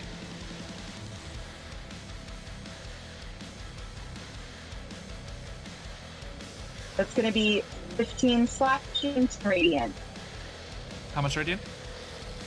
10. Thank you. And hold on. I get 2 more D8 radiant. Another 11. Nice. Noted. She growls and snarls in pain and anger as this holy avenger is turned on her and cuts into her fiendish flesh. Fireball. Oh, so good as shit. Pistol, you're next. We're gonna use advantage on my first attack. We'll miss. Oh, hang on. Sorry. At the end of Rhea's turn, she's going to do the immolating gaze again. Lincoln, on you. Wisdom saving throw, please. I'm Advantage? not going to make it. It's 26, right? Yeah. Impossible. Okay. So that is 24 fire damage. Okay, I'm still up. Good. Okay. Cheers, Bench. Lincoln probably collapses to his knees, Yeah. seething with smoke from every orifice. Rhea, perhaps All give your right. inspiration back. Sorry, Farmer. Yes, please. Yeah, Firewall isn't blooded right now, that's right. But he failed with his first advantage attack, and now I'm just going to roll both of my other attacks together. See what they come up with. It'll be 17 miss, and 24 will hit. Okay.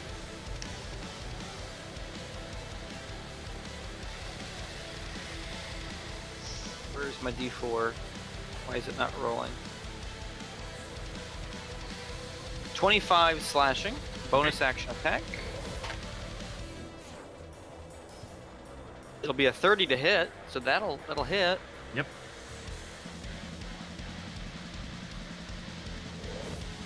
For Oh, yeah. 11, Oh, yeah, 11 damage. Noted. Alright, I'll be right back. I really have to rest. Okay. And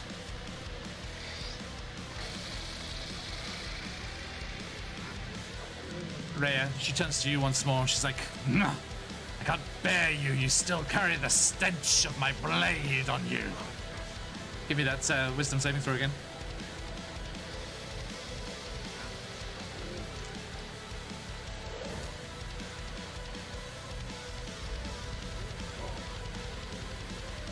Can't hear you. I'm gonna read the aura of the sword.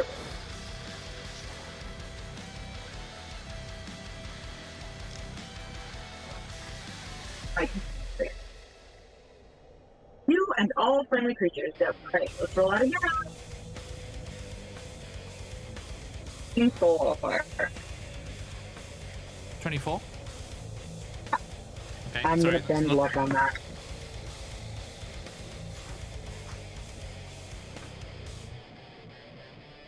I wish I just had Bane.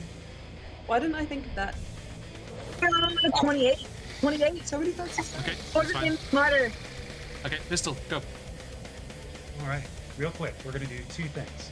So, seeing my good friend Horvin getting his hit, I'm gonna run over right into the spear. I'm gonna look down at him, put my hand on his shoulder.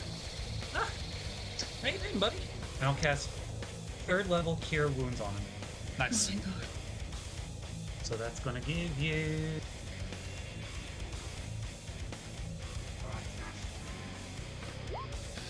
$21 HP back.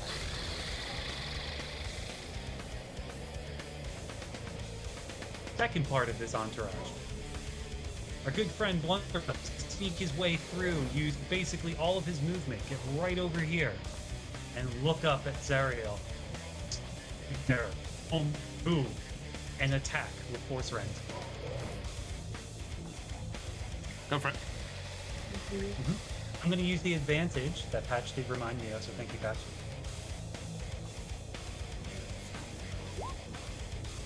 Neither hit. So he'll just look up. Stay there. Don't move. Metal on my gun. Okay, thank you. Horvin. Okay. Let's see. How difficult would it be for me to get on this roof? I see this little here. I'm gonna try to get up on the roof. Sure. You'd have to dash. It's 20 feet, and you got half movement.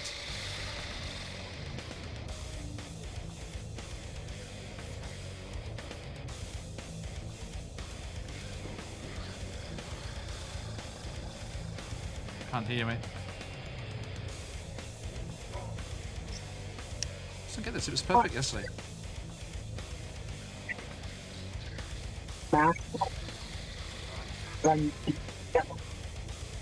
Can't hear you, mate. Sorry. Okay, this is really bizarre. Is this any better? Yeah. Yes. I have no idea what's going on. I think that maker in the Infinite Wisdom put the mic on the center of the bottom of the computer. Yeah, I don't know. Alright, I'm gonna move around. Pistol, you have Fireball advantage back then. again.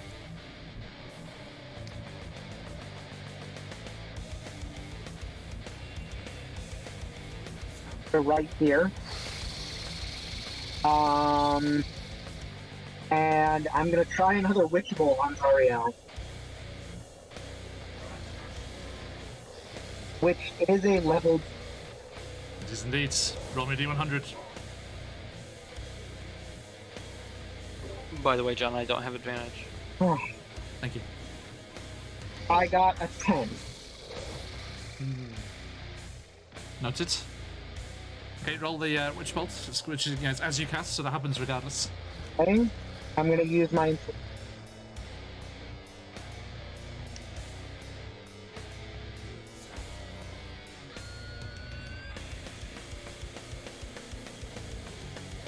No. It's gonna miss.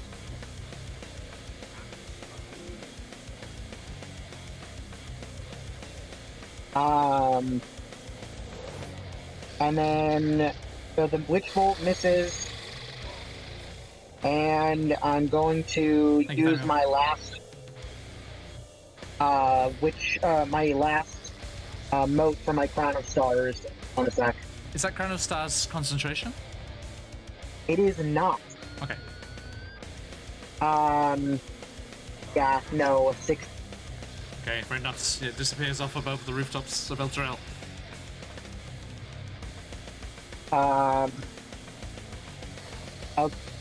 That's my turn, I guess. What happened with the wild magic?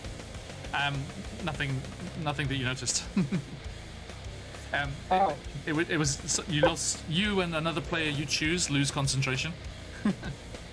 oh, okay. But so Aw. it would have destroyed the Witch Bolt if it had connected. But yeah. Okay, Gargoth. Gargoth spins to the devils that are starting to gather around you in the streets of Elturel.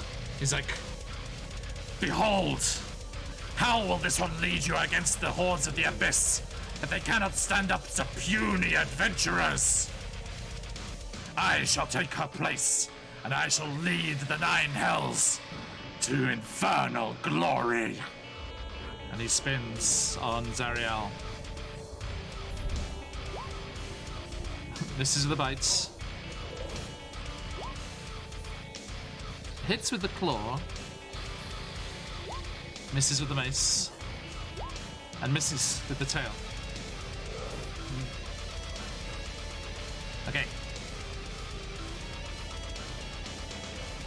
Noted. And Theo, Rothwin. Alright. So, he runs back out. Bonus action uses his ghost form. Runs out. And I'm going to use the inspiration given to help. Okay. As I swing with scimitar, get 24. Hits. Perfect, okay. So, let me get all my precious dice out.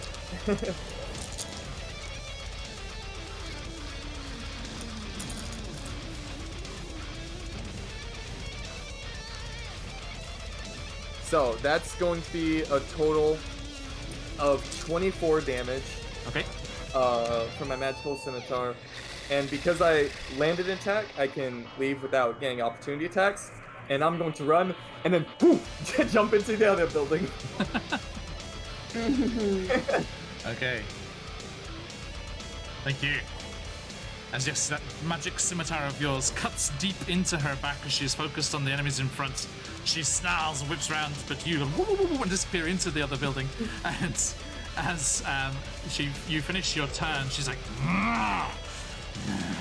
and she's kind of losing it a bit now. So she's just gonna randomly go for one of the people in front of her with her gaze. That is Blunderbuss. Blunderbuss. Blunderbuss? Poor Give me baby boy. wisdom saving throw. My poor baby boy.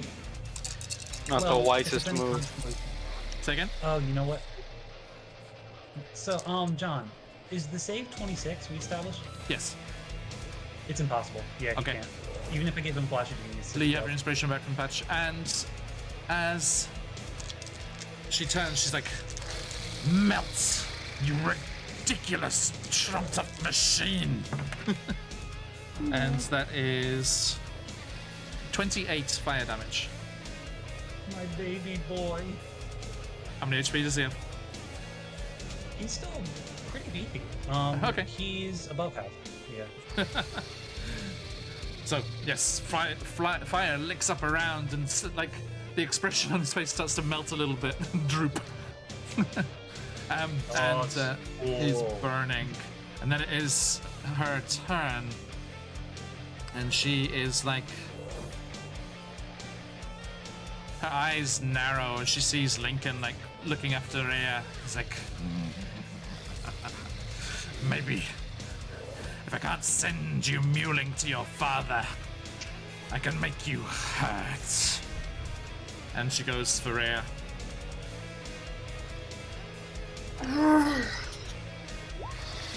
28 hit Rhea, yeah?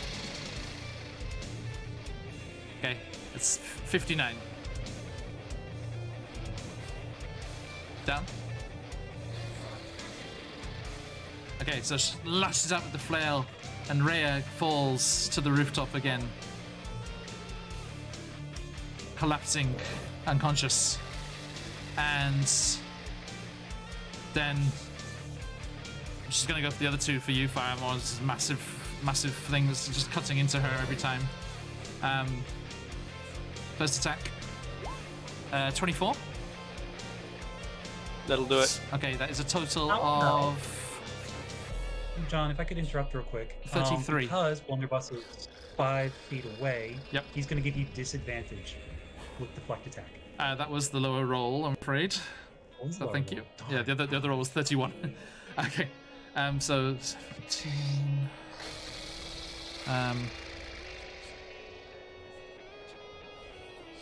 That's 35. Final. So 33 and 35. No, sorry, I made a mistake. It was 35. Okay. And then the last attack on Firemore Okay. again. Does that disadvantage carry over? Is it all attacks or one? This'll. Oh, just the one. Just the one. Okay. In which case, Yeah. that is a natural 20 for a total of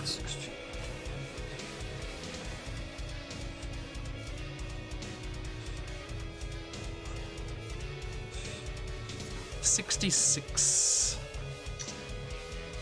Number of the beast. Almost. Yeah, that'll put him down. Okay, yes, so the flail lashes out, and with a huge, thunderous crush, Firemore's form goes down to the cobbles of El Terrell. Lincoln. No. She's Oh my god. fighting strong, but she looks awful. Right. That Oh means my big god, Firemaw just is give me a gone now. second. It's only normal Firemaw now. Oh no. So, Is it reduced? Rhea is down. Firemore is down. Horvin, I can't see on your token if you're bloodied or half. It's okay. If you're bloodied or... You're okay?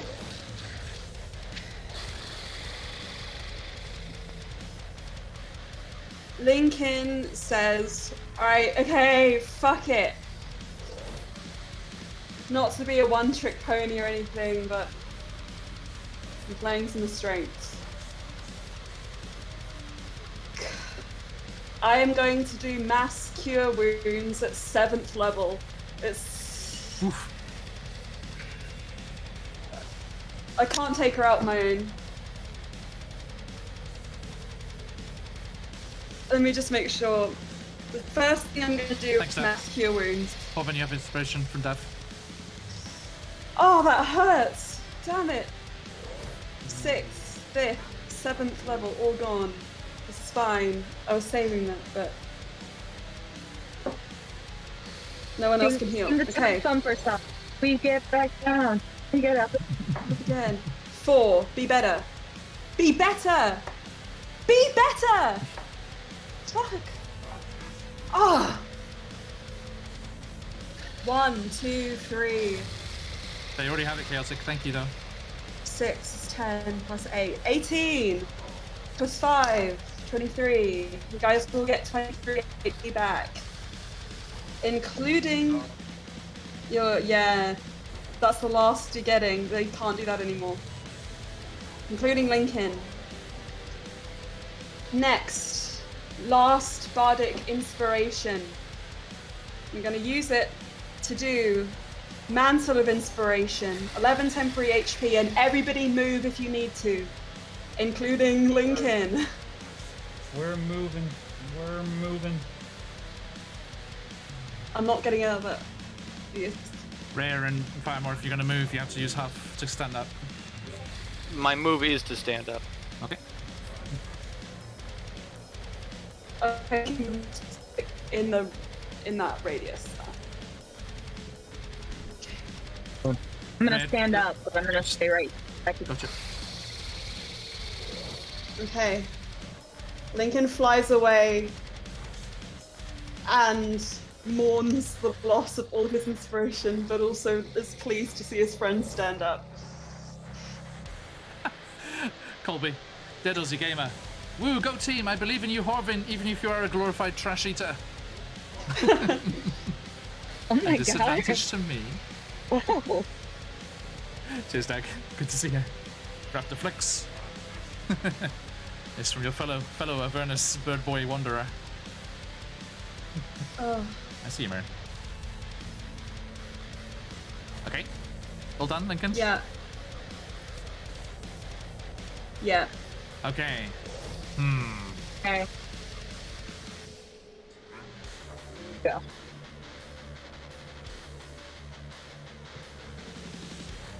Talking to John. So I'm just trying to decide who gets the immolating gaze. Oh, Nice. God. Row. Immolating teriyaki glaze. Have it right off the pan and it will be very hot. Firemore, I please. need to point out that Mason said Simistar earlier, and it was really hard for me not to say anything. And he said it correctly. I need to bring it up. Oh no. Hey, Firemore. What's that? Why Firemore, don't you wisdom take a saving throw. Flash of Genius? Okay. Flash of Genius, plus 5. Firemore. 21. Not enough. As Go ahead. Wait for it. Wait for it. We'll see what happens. 22, 29 halved to. Ah, 14. sorry, John. I'll reduce that to 0 because I'm immune to fire. Yes. I know. Yes, so yes, the yes. half of it's that's celestial is 14. Oh, Damn it. The radiant damage. I got excited too. 14. Oh, I remember. Don't worry. Very, very aware.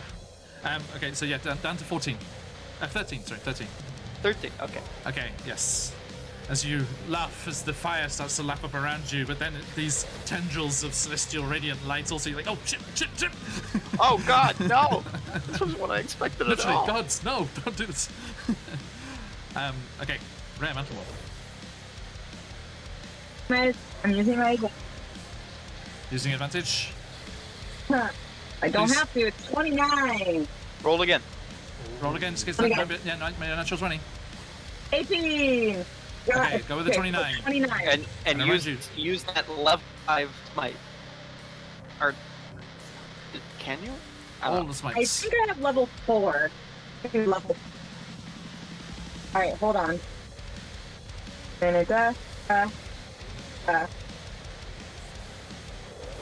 Nice.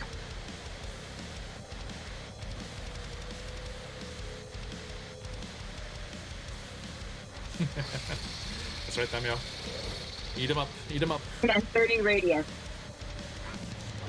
39 total. 39 total. So, Rhea, explain, how does this look? You're running over and like flapping up the wings and coming down with the Holy Avenger? Yeah. I'm running down the roof like a runway. Slide, Yeah. just like Strut power the slide stuff. down the last bit. Go up and just going for the face. Like I'm going for the face. I assume that he's a vein. Oh, just. Carving through. Are you trying to tell me something, John? Come on. Let's see how our grasp of mechanics is, everyone.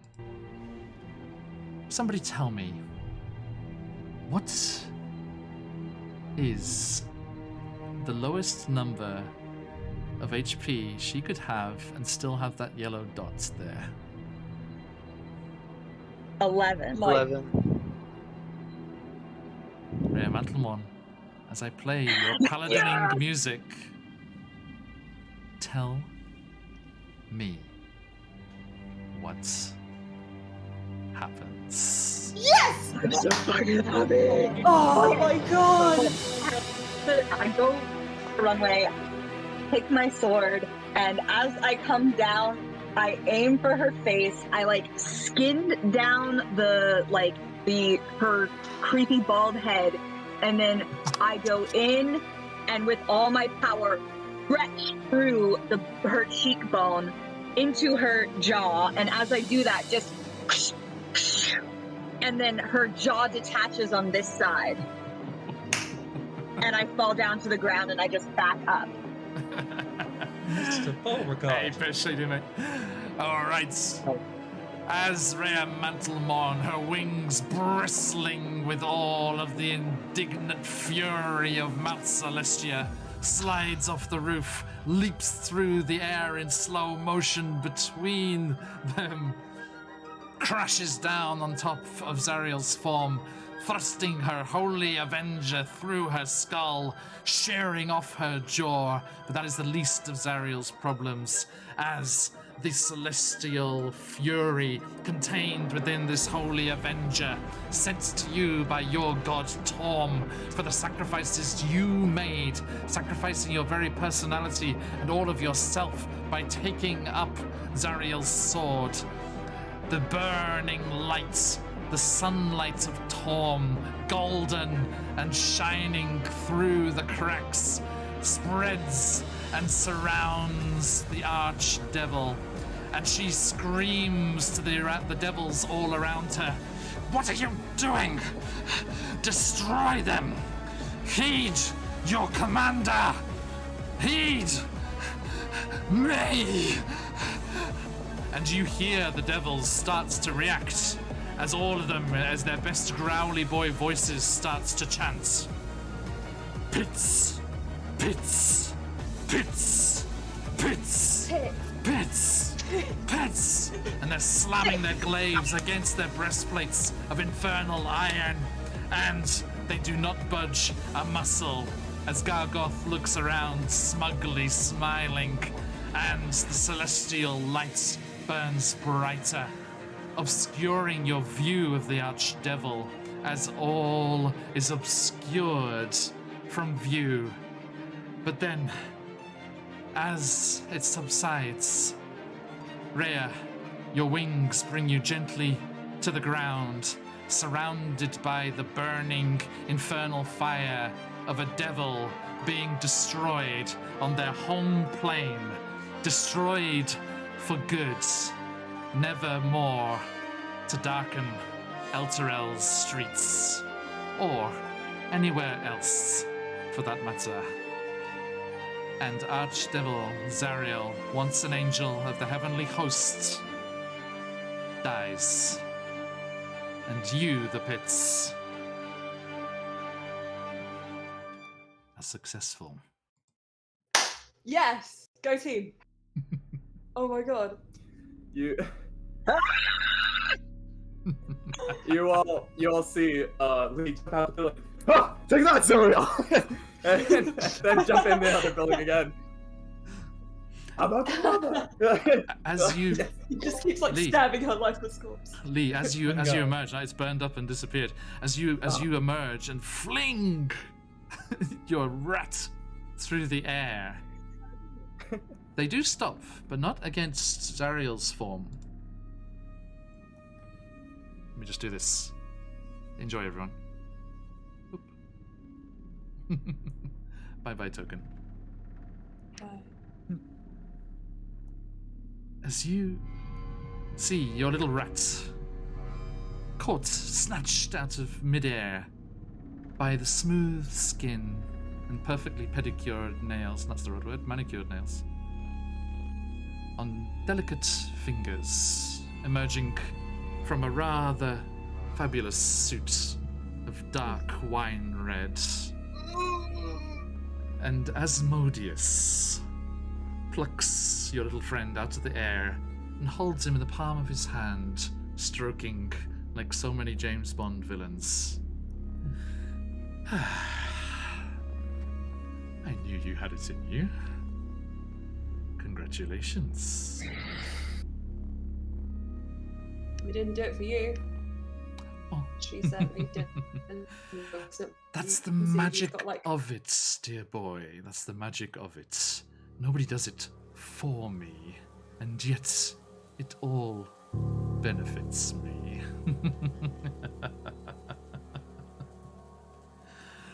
Now, the chains are not all gone. Once that rather nasty demon that you have run amok amongst my infernal forces has finished chomping its way through the chains, if the companion is not dealt with, Elturel will fall into the rivers, and in Zariel's absence, I shall have to take ownership of all the poor souls. Chop chop, everyone. And he just saunters off around the edge of a building. I'm gonna go do that, and then So, what'd you do? Everyone, I go running, Make yelling haste. for Maggie. We have the keys. Maggie Oh my doesn't have- god, I have seasickness now, John. Sorry. Wow, wow, wow. is Went to the Avernus map instead of the Elturel map. Turn his That's it! Let's go! What are you saying? We need the ship. moon color. Yeah, it's a good idea. Everyone just start yelling secondary characters until someone fixes it. Sting, my We hell need wasp. to get up there. Well, don't worry. Asmodeus is in your corner. You find adventurers, okay. and you see the sky blacken above you as the hull of a floating ship, the pirate ship of Hell's own batshit Bessie, comes looming down out of the sky, and you all clamber up onto the rooftops, over the gunwales, and onto the deck. Those pitch black, twisted, warped timbers that are the deck of Batshit Bessie's ship. So, you beautiful beings, I trust you're in enough pain and misery. Where to, me lovelies? Where to? That, and we all point to the companion. Darkness incarnate. Don't mind if I do. And as she shouts out orders to her creepy crew, you feel the deck lurch beneath you, and the ship starts to raise up into the sky. What do you do? what's happening? We on the ship getting ready to kill the companion? You Get are. the keys ready. But is Maggie here? Maggie! Yeah. Maggie gave you the keys already. Long ago. Yeah. I think Oh, after the I'm demon sorry. fight. Yeah, Firemont gets the keys. Ready. Okay. Let's do it. So- Lincoln wants to Mhm. stand next to Rhea, wherever the prepared position is. Anotsia, thank you so much. Thank you for the follow. I'll give you a shout for the Discord. Okay. So, Lincoln, once more. Oh, just Lincoln's going to be staying fairly close to Rhea. Okay. Huh? You. Rhea, anything? I do need you to shout at the bottom of your computer, please. Hello. When, like, Lincoln just comes and stands next to me, I just smirk. Like, yeah, we friends. Nice. Okay.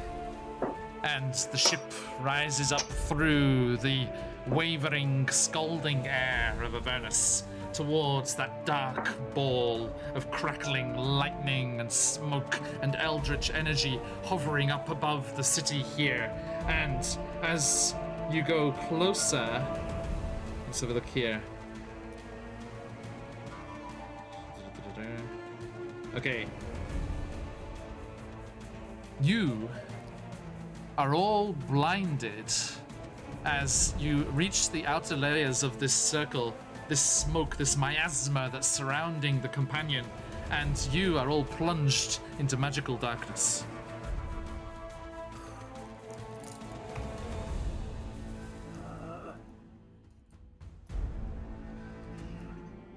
Okay. Batship Bessie stops the ship. She's like, I can't go in there. We'll crash and die. I don't think that's the plan, right? No. Not today, that shit. And as she says that, with a resounding... a large demon chomps through the final chain of Elturel. And you look down, those of you that are still outside the edge of this darkness, on the edge of the ship here. As you look over the edge, you see the entire earth moat that is the city of Elturel lurch violently to the side, dangerously pitching down towards the river Styx. What do you do? Let's go. Lincoln, What? you have a teleport! You know what? Shockingly, I do. Somehow. That's it. Just teleport Just whoever you. you can with the keys onto the companion. I reach out my hand at yourself. Firemore, come towards me. I can do a dimension door with myself and one other creature. Firemore has the keys. I just want to check. No one else has them. Just Firemore. Yes. Just fine. Has all 5. Yep. Okay. Just before Lincoln does it, in a split second, he has just like a realization, holds onto Firemore's hand, and just says, "How are you going to get back down?" I'll figure that out. Teleports them both. Dimension door, final 4th level slot. Can't believe I saved that. Okay, in which direction? How far? 500 feet. Cheers, On, Natty. as far as I can get to the companion. I'm aiming to get on it. My wings are probably gone, but I have one more chance to use them.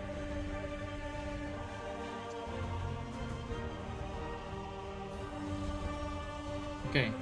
Oh, say I don't what you're like gonna this. say, babe. My sorcerer plays Wait, You both we take... can't hear you. We can't hear you. I was talking. You both I take... meant Colby. Oh, sorry. And last sorcerer point I have left to give myself like a 7th spell slot. I say Cloud of Stars, take 30 foot of bright light. 7th level spell slot. bright He's getting magical 30 foot of light. bright light. 30 foot of bright light? Yeah, 30 foot of bright, 30 foot of dim. So so 60 feet total. And I'm going to make my way to the head of the ship. And I'm going to try to light the way for the companion. So yeah, Lincoln, as you teleport over with Firemore, you are hurtled, thrown into the darkness, and as Horvin casts this magical light which does illuminate the darkness, you see that the shell of this companion, this kind of metallic orb that's hidden in the darkness, is much closer, and you, both of you, smack and impact. Both of you take 32 bludgeoning damage. Oh, I'm still up, thank God. 32 bludgeoning damage as you impact against. Actually, that would have put you inside the companion, but you were physically forced out and take this force damage as the impact as you are hurled against it. And the smooth surface of this circle, both of you start to fall. What do you do? I Wings, go unconscious. shit. I'm down. I hold on. I'm still holding Firemore. I have my wings out, and as he's unconscious, I will do I'll do a healing word to bring him back to life. Give me. The strength check of my life. You can. No, give me a. Actually, how would this work? Give me a dexterity saving throw. Lincoln. 24. If it's 24. not enough, I'm gonna it. You can grab the Okay. keys or heal Firemore, and he will fall. Ooh.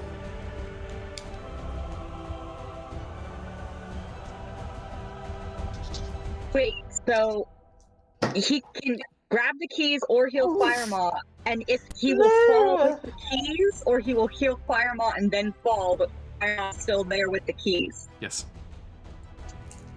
So you're saying that I will have the keys, and I could put out my wings after that, but Firemore will be lost.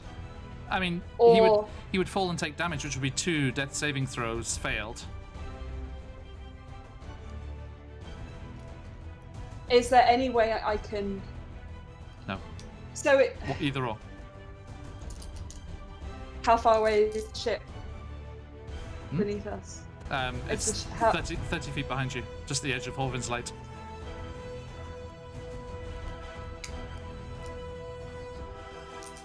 I take the keys. It's what Okay. you would have wanted.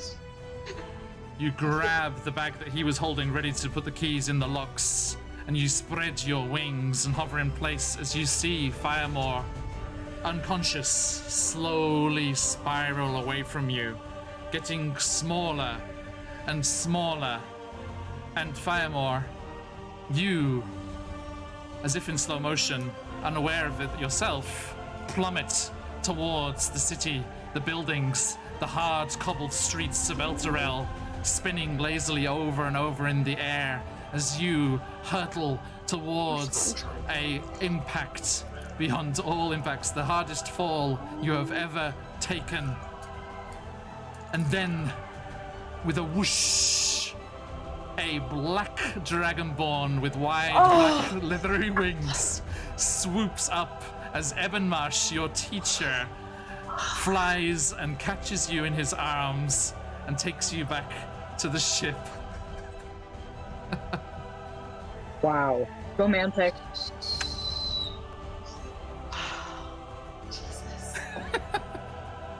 As soon as he gets on the ship, I'm running over and I'm just casting Cure Wounds. Okay. Level 4, I'm just casting Cure Wounds on him. Lincoln, As soon as the Firemaw gets on the ship. Yes. you can see in the pool of Horvin's light there are something akin to a lock which has a receptacle that this key could fit in. I fly to it. Okay? I pull the keys out of the bag Okay? and I secure myself to the companion. And I think I look back at the ship and just make sure everyone is safe, and I think I see Firemore. And Lincoln thinks that for once he didn't fuck it up. And he shoves the key in the lock. As you do, celestial runes light up around the lock and on the key itself. It is activated. There are 5 more? 5 more. I keep going. No, 8 more. 8 more. I keep going. I don't As know you what it do, means you to keep plunge going. into darkness. Damn it. I look down at Horvin and Can I pick up Horvin and fly him up there? I still have wings. yeah. Give me an athletics check. Welcome, everyone. This is it. This is the very I'm end. gonna use. I have inspiration. No, Yes, I you don't. do. Yes, I do. I'm gonna use it. I'm pretty sure I missed it if I didn't put it there. I find it highly unlikely that any of you don't have inspiration at the moment. 25. Nice. Okay. Rhea's bulging biceps lift this necromancer from the deck, and he soars through the air with Rhea's wings spread wide I behind fly him. alongside Rhea And you and go pull around the keys. ship. I do it as much Indeed, as I yep. can. And each one.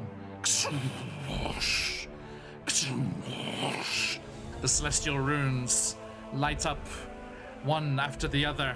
And as you come round, you see the ship again as you've gone full circle. And there is one remaining lock and one remaining key. And as you place it into the lock, it lights up. And then all along the thin seam that links all of these locks together, light flares. And up the sides, like the segments of an orange almost, lines jig-jag up to the top, and it peels open like a flower blooming in the morning lights of Tom, if you will. And as the top of the companion opens with an almighty roar, a large, bearded, long-whiskered, long-snouted face rises up on the end of a long, writhing neck with iridescent scales and feathers and fur along its length as two massive rainbow-like wings open up.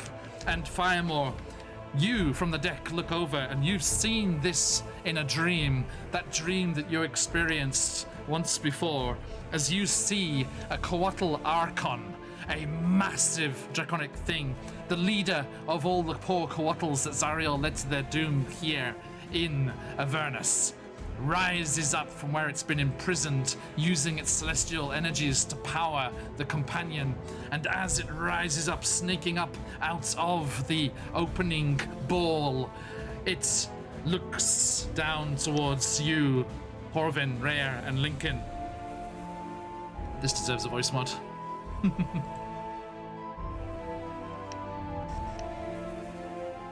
What would you have me do? Return the city to the material plane, please. Save them all. The city below. Yes, I also should no. not be here. I will do as you ask. And it snakes up like so many Ghibli animations, and as it goes up into the air, its long body curling and uncoiling more and more from out of the sphere of the companion. It goes writhing through the air, cutting through demons and devils alike as they try and swarm over its form. And it curls round down underneath the rock of Elturel and the city, and you see the city ponderously, slowly starts to rise up, away from the waters of the Styx, away from the devils, away from the demons and the blood war, away from the plains of Avernus, rising up on the back of this Coatl Archon, up towards the boiling skies and the roiling clouds above. What do you do?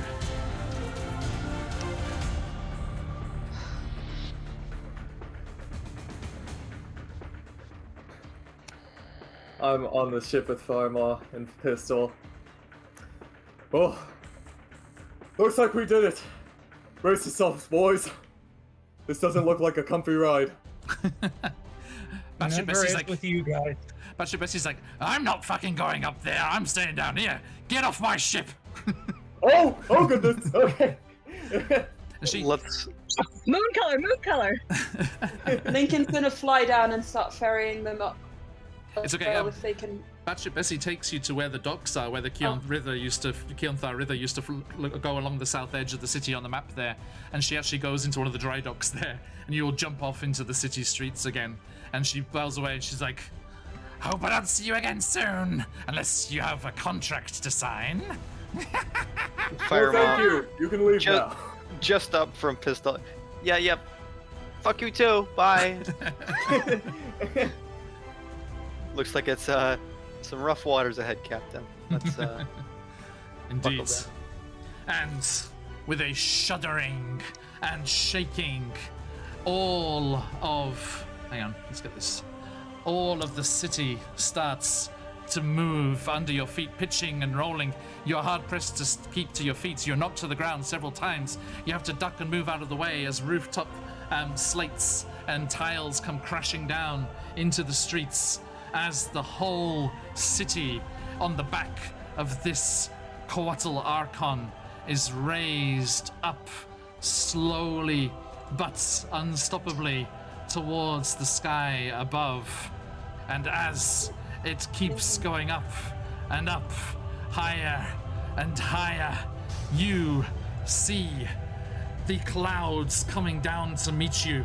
And then there's suddenly all around you whispers and curses and howls in the dark. Lincoln, yes. Lincoln, I think, when he realizes that Elturel is rising and he sees the clouds beginning to break, is going to look to Rhea and Horvin, pissed off he's still there, Lee and Firemore, and he's just going to take a step towards the edge of the city, and he's just going to say, I can't go back.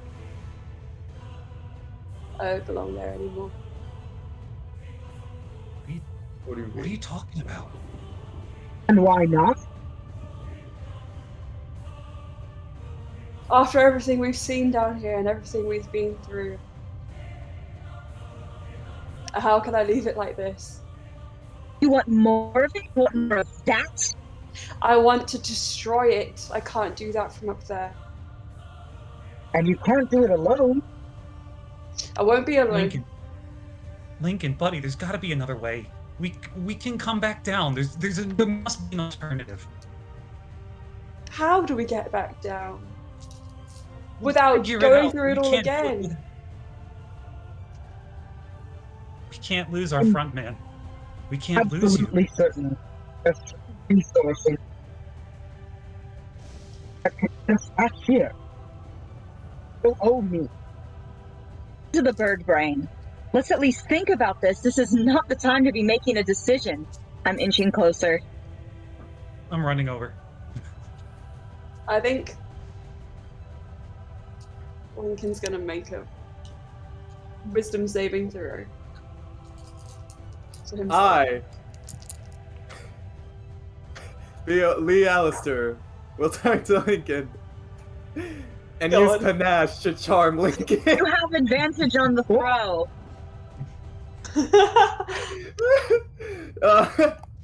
You have advantage on the throw. I have a sword that grants you advantage. You have advantage right there in your corner. A little gem. Do it. Let's go. All right. Lincoln, for you, you have to roll insight check, basically.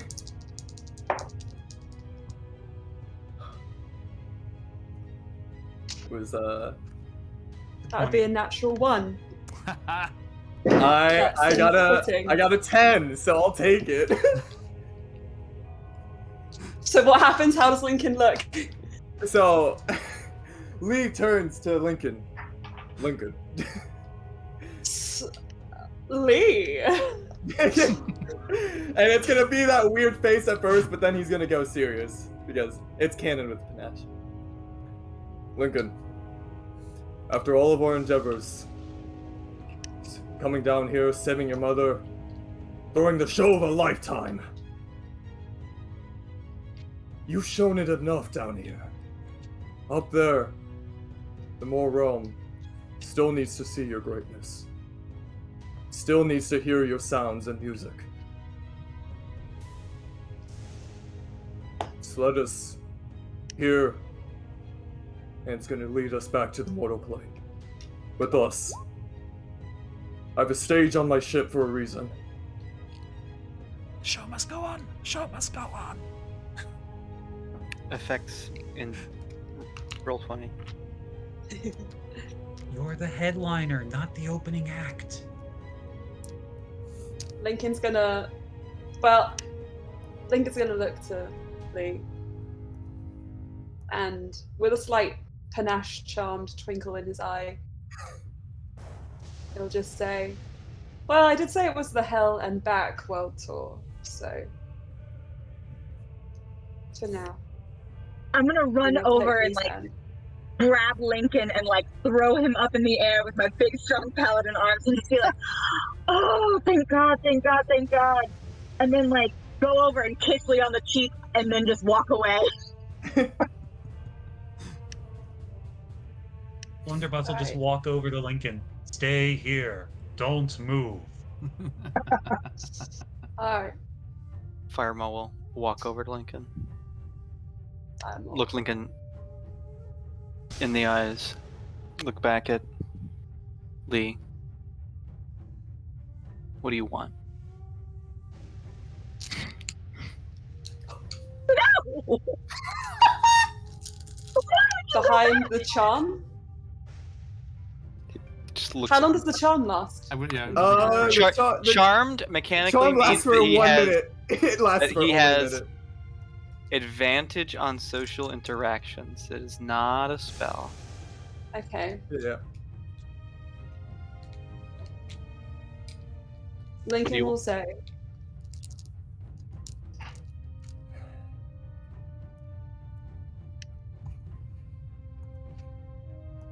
I want to stay, but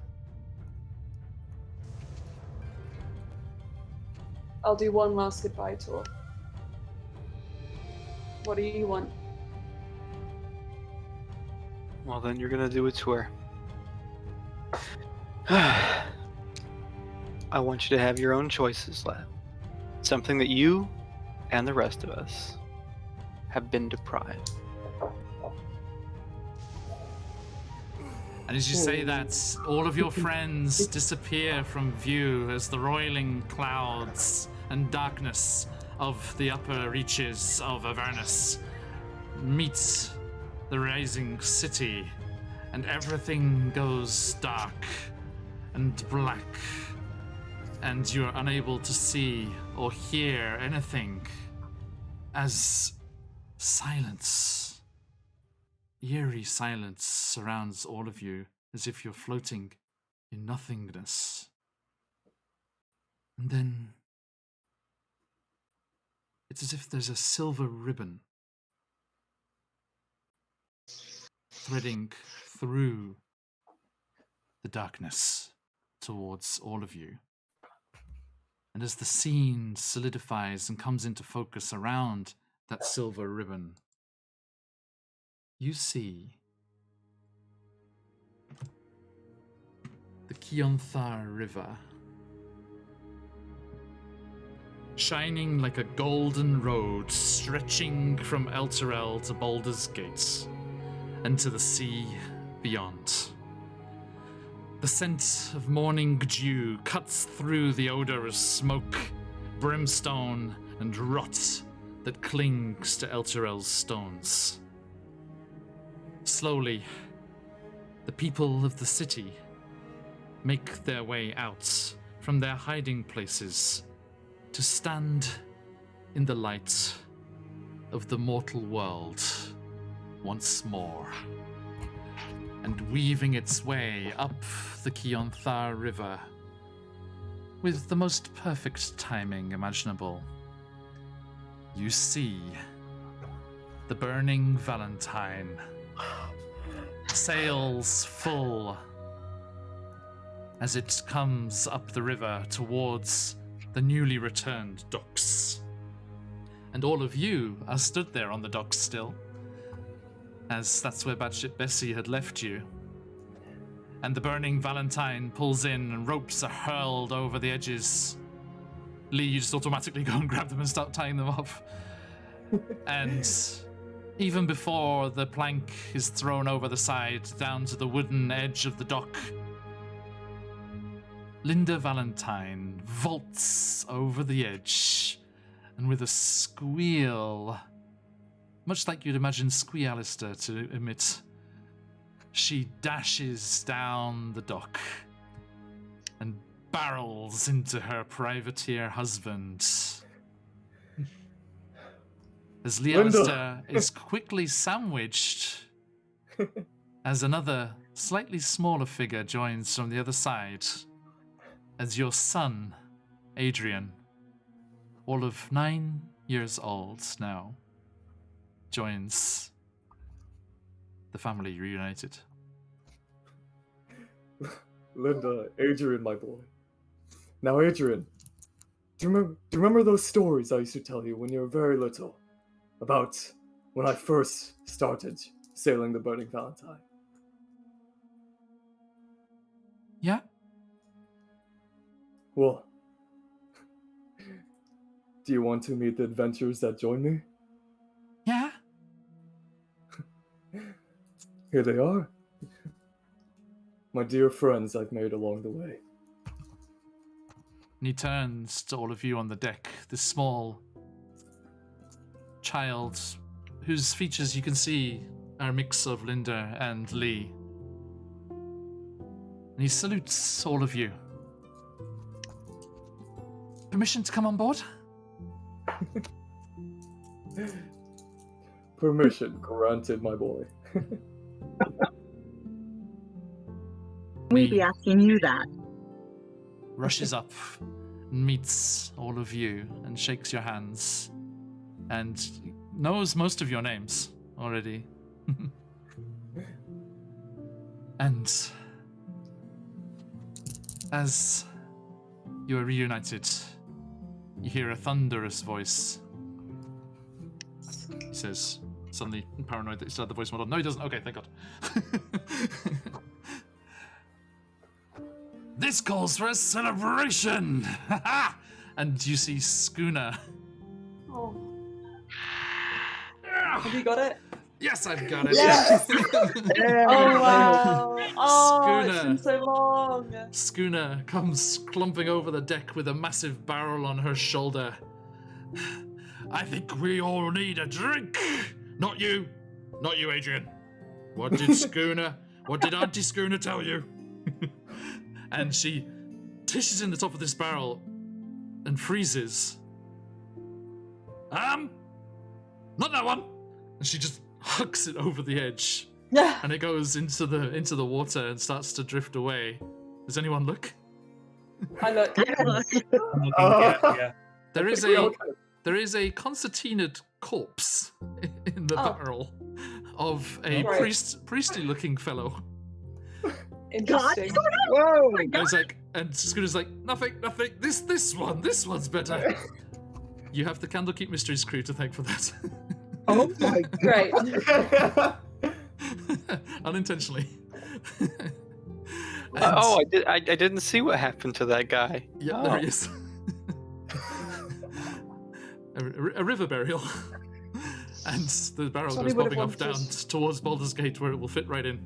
And Schooner brings up another one, which is full of wine in this case, and rough earthenware cups are filled and passed around.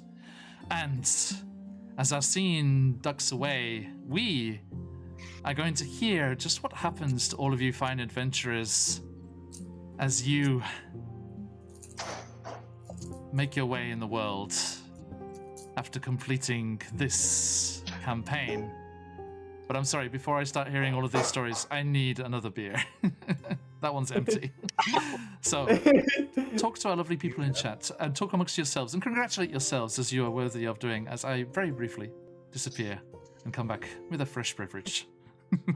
Shall we? Lincoln our is going to characters- have. Go on. Go ahead. I should say Lincoln is going to have strong vengeance in mind with you, Lee. Understandable. Um, Since John will have us be doing an epilogue where we all part ways, shall we have our characters say goodbye?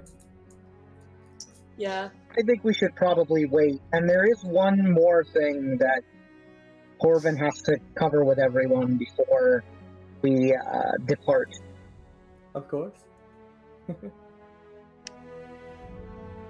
Complete side note, but I heard you went really hard for me, Emma, last night, so thank you for that. As I really did. you return home, tried. so does my beer as I go with a British one. Nice. Epilogues. Brewed up for Michael.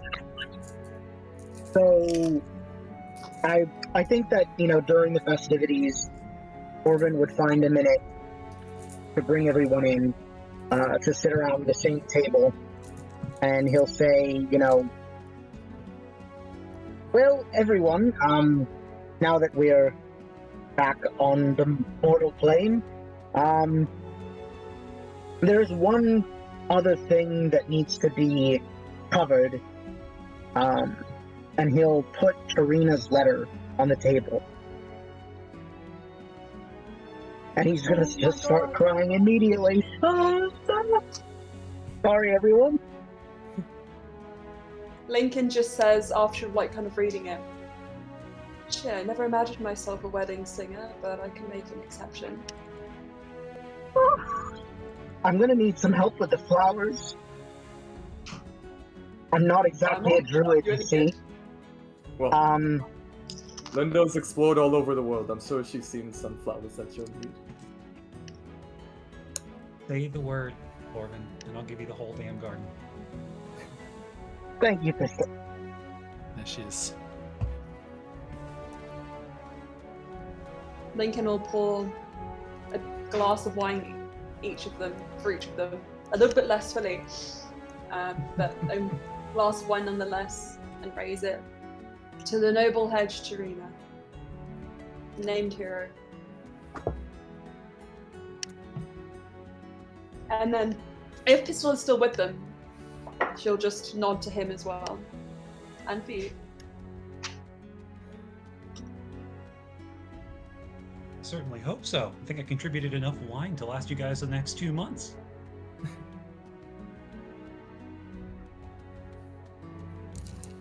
Well remembered. So, as What are you here to say? you are toasting each other, this day ends. And another one starts on the material plane. And things move on. Throughout Elturel, the rebuilding goes on. Lithia, Tarina's sister, and Pasiphae reopen the blacksmith. Children are drawn to the shade of a beautiful palm tree on the edge of the streets.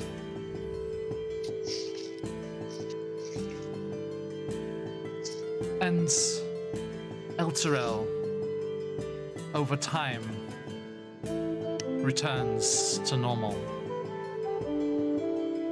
But what happens to our adventurers?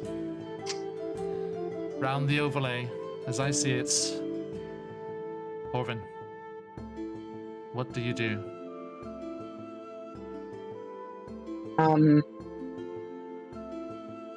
Orvin will take, everything that he gathered in their time in the Hells, and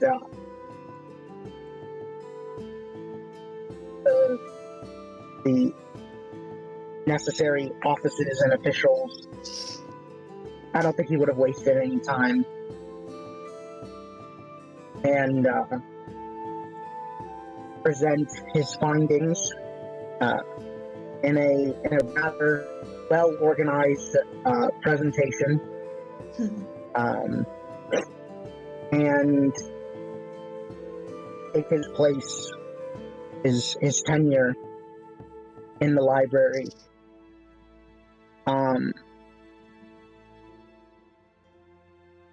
However, I would like to think that between the research project, he would make time, of course, to visit everyone and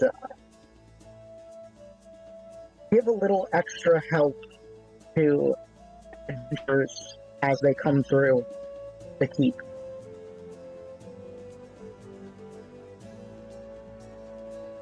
Thank you. Some philanthropic efforts, if you will. Thank you. Rhea Mantelmore.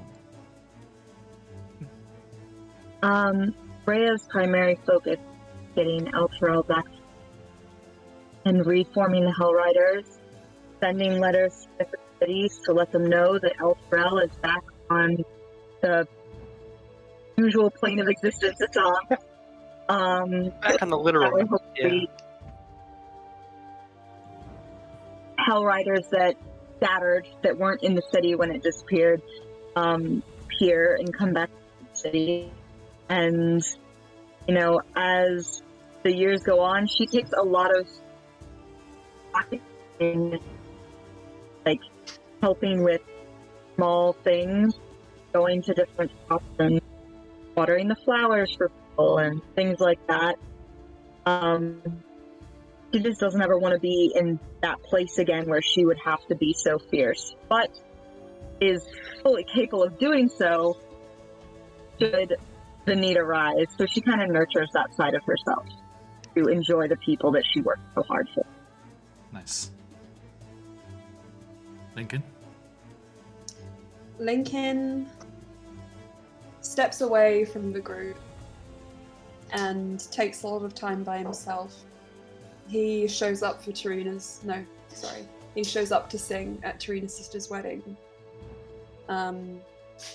He stays in Baldur's Gate long enough to convince his adoptive family, the Hull Hollands, who he reunites with somehow, I think, that the pirate Theo Brothwin has been lost to sea, and the Lee Alistair who still lives and now seems to captain that vessel is a law-abiding citizen who will pay taxes, because of course that's what he wants to do, isn't it? Definitely. And he makes sure that happens every year. Of course. Of course. He returns on a pilgrimage, I think, once to visit the tomb of the unnamed hero and lay flowers at Tarina's grave and at Pistol's. And then he returns once more in his second year. After 2 years of trying to assimilate back into life up here and realizing that he can't live while blood war and celestial beings who meddle in the affairs of mortals is still going on. He visits Horvin at Candlekeep, where he has no doubt become an esteemed scholar and learns all he can about interdimensional travel, and thanks Horvin for all the lessons and the teaching that he imparted. He visits Lee and lets him know of all the good works he's done for the Lee Alistair name, and gives a little loot to his son. He visits Firemore, wherever he ends up, and he thanks him for reminding him he has a choice, and gives him a ticket to his final show. And then he goes to Rhea, and he says, I gave it my best shot, but you saw what I saw, and I know what I need to do. I appreciate you giving it a chance. I think I made the most of it. And she'll give him a book of pressed flowers that she's been collecting the entire time that Lincoln has been posing around and giving up here at camp. And she'll give it to him and she'll say, just in case you miss it a little. He takes it. I think you could write a song about a couple of these. A sea shanty, maybe. That's not usually your style. Music evolves, you know. My voice is getting a little bit hoarse. Death metal. But Rhea, I'm not just going after the devils and the demons. I'm going after the celestials and the angels too. I'm doing my best, so that everyone has a choice, and they always will. And that's not going to make me very popular here. Just, no matter what happens and no matter what you hear, don't let them paint me as a villain. Rhea's going to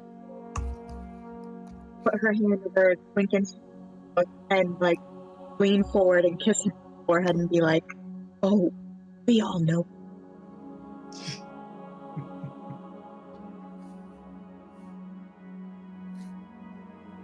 Lincoln plays one final show on the docks of Baldur's Gate.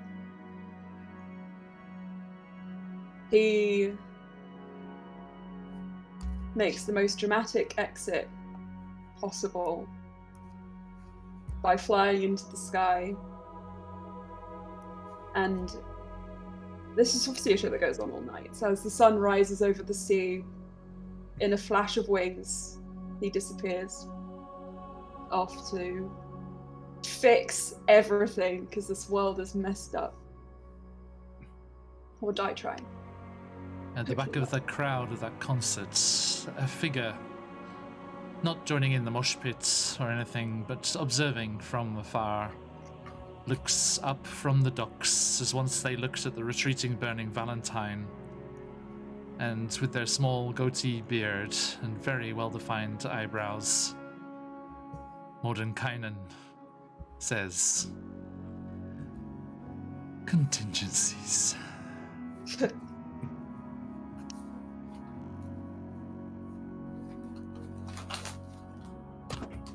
Fireball. At first, Firemaw helps rebuild parts of Elturel. He starts getting the guards back in fighting order, getting it ready to defend itself should it be necessary, make its own path forward, which is what he feels is best. But then, just as he and Ebonmarsh planned, they opened new fighting pits in Elturel and took over the fighting pits partially in Baldur's Gate. Not fighting very much themselves anymore, but helping raise people out of impoverished conditions through mastering the martial arts. But after a few years, and after watching Lincoln sail into the sky, Firemaw realizes that fighting just for sport and for money feels a lot different than it did when he was in Hell. In Hell, he felt like he was fighting for something. But the fighting that he's been doing here hasn't amounted to anything. So he visits Horven briefly, and researches different governments of the world, different parts of the world, and he finds an area quite far from Baldur's Gate where they're said to have quite an oppressive regime. Disappears that night and is never seen again by the rest of the party. And for no particular reason, I'm going to put exclamation CZRPG in chat.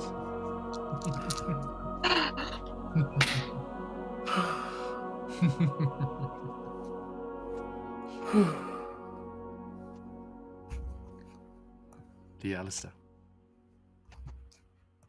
So, as you see the wind tearing the sails of the burning Valentine, we see the docks, everyone working about, and at the wheel, scimitar pointing, you see Lee right next to him, Linda and Adrian at his side, and as he's going through this, you kind of hear that, like, in your head monologue. Like, we all begin our adventure somewhere. For me, it was in Baldur's Gate, and from there I met many allies and friends. And through these adventures, you'll face tough endeavors. You're going to make many mistakes which you will regret, but remember, these are only mistakes if we don't learn from them. And you'll continue walking through. keep striving forward in your adventure, no matter how hard it gets. In the end, as long as you strive forward, things will always be okay. If it's not okay, then it is not the end. And as you see the ship kind of age and like still on the scimitar, it then pans back, and you see a much a little older Adrian at the wheel of the ship instead, and you see the crew setting up the ship to leave. And at the docks of Candlekeep, you see Linda and Lee in very much a dad vacation shirt, like the the one I'm wearing right now, waving as Lee says, "Now, Adrian, it's time to start your adventure." Oh. Adrian the Arcane. Yes. Quite a privateer name, isn't it? As the new captain of the Burning Valentine is Adrian, the blade-singing wizard. From his studies at Candlekeep and training with Linda. Oh. And now, Linda and Lee live a comfortable, retired life at Candlekeep, where sometimes they have drinking nights with Horvin at their home. Fantastic. And Skuna's there, of course. And Skuna's there, of course, in the room with us. Yeah, well, little one's there, so she comes Yeah. very regularly. Oh, right. Yeah, exactly. Auntie Skuna. Fantastic.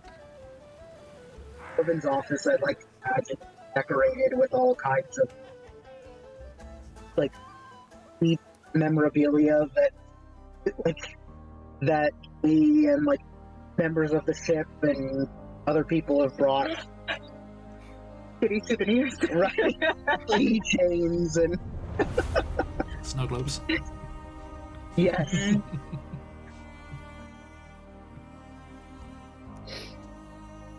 Pistol.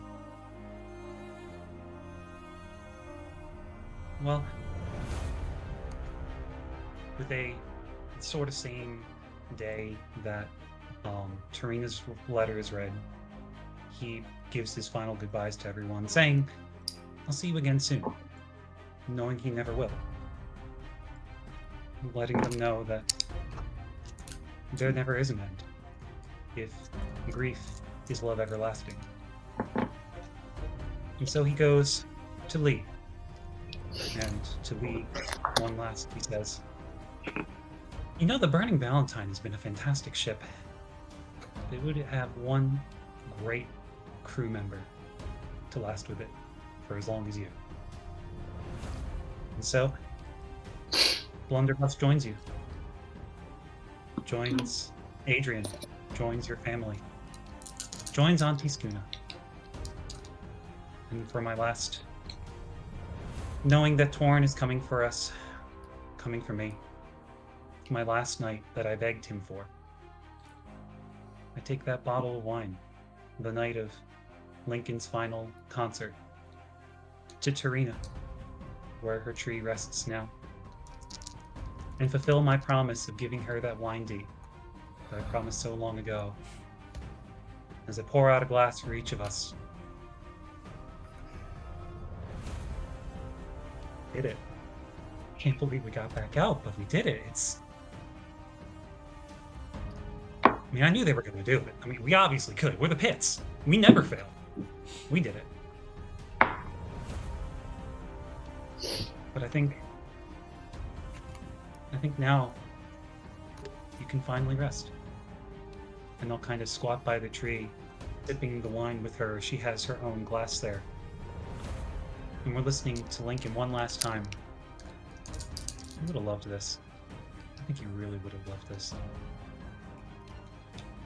The good news is, you've got a paradise now. You've got it made. You can rest. And as he says that, you can see his feet start to fade. He leans against Tarina on the tree. You can rest now. Closing his eyes. You can rest. And as Lincoln flies off, so too does Pistol. As Tom's light bathes the scene, and yes, once more, Pistol is drawn back to Tom's realm in the Outer Planes. Until next time. Maybe.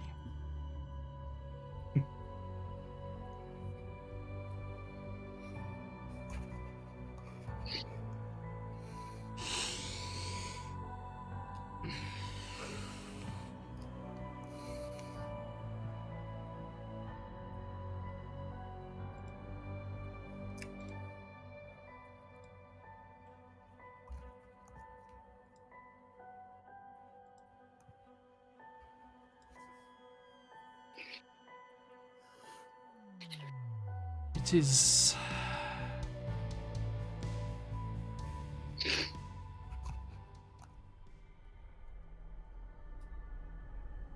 a hot, sandblasted, sulphurous morning that greets the small group of Jarmic paladins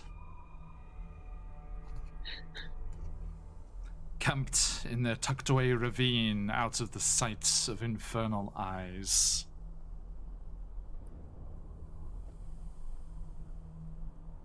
As they break camp and continue on their mission, led by Altist,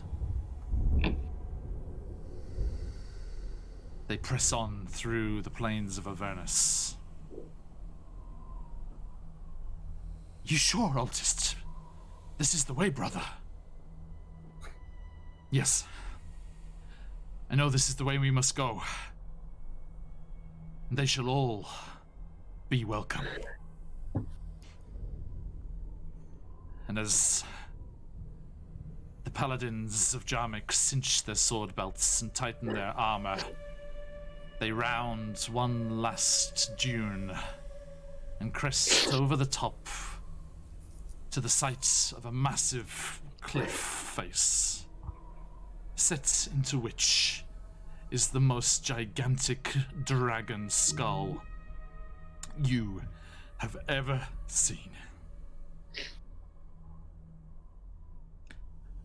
Ah, yes, Brother Altist. They will be welcome. That evil queen and all of her spawn. And there's a sing as they all draw their swords together and march across the sands towards the lair of Tiamat. Altist in the front stops.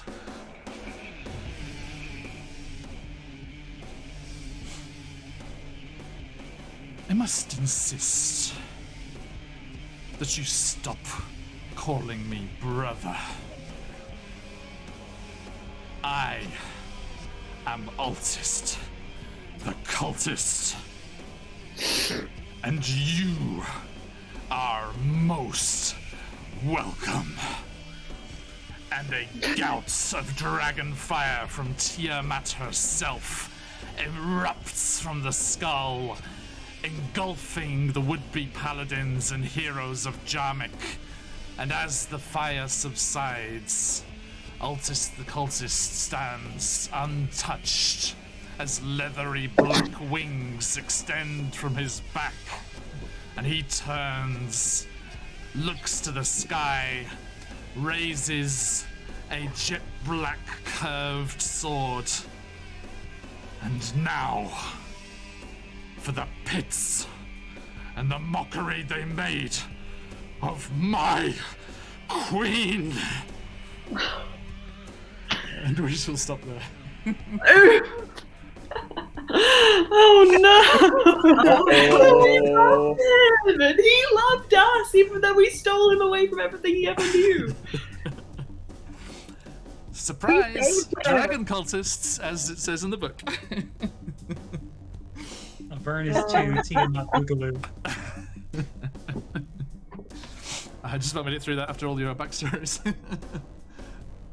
4 stories, I guess. Ah. Thank you, everybody. A massive, massive thank you, first and foremost, to all of my players and all of those that have guested with us. Patch, Michael, Dead Aussie Gamer, all of you, thank you so much for being part of this. But most, of course, to all of you fine players, for a wonderful 2 years. And of course, all of you for coming along for the ride and joining us on our adventures, wherever and whenever you are. Thank you, Scarlett, for those gifted subs, and thank you for that hype train, and thank you for the follows and everything else. Ugh. But we're not done. We're done here in Avernus, but we are not done. As you can join us for all of our other adventures too. The close of our miniature summer campaign, which will hopefully be a bit easier than this, will be on Tuesday as we go back to the Snout of Omgar for the finale of our 7-session mini summer campaign, which means that the week after, Season 2 of Rime of the Frost Maiden is coming back. On Thursday or Wednesday, wherever you are, we'll be back in the Underdark for Out of the Abyss. And with 2 sessions left, there is something rather ominous brewing in Barovia with Curse of Strahd. And then there are all of the other fun bits and bobs going on.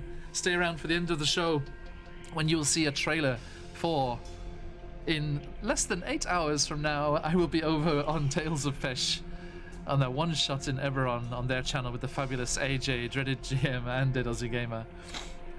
You can come and see us in not too long, Saturday morning, lunchtime, or Friday evening, wherever you are. Come on over there and give us a look, as it's going to be a fantastic one-shot. Then tomorrow evening, lunchtime or morning, Saturday, whichever part of the world it is for you, we'll be over on Quest Junkies UK to continue our Rodania adventures. And that's just the beginning. There's so many fun collabs coming up. As was asked in chat, yes, there's a new campaign coming from CZRPG over in a neck of the woods that Firemore is headed to on the Sea of Fallen Stars.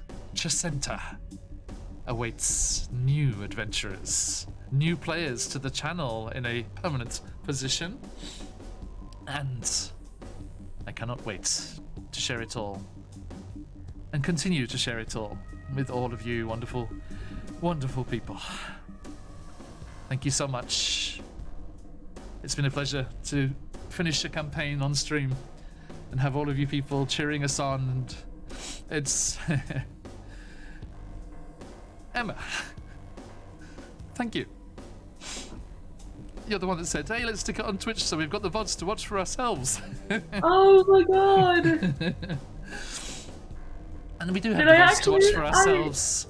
We have the VODs to watch for ourselves and about 750 other people as well. Thank you all. Thank you all so much. And stick around, as we will go on a raiding somewhere else. If you've got them, let those phoenixes fly. And for the last time, from all of these fine characters, but not from all of these fine players, I am sure, as we like to say around these parts,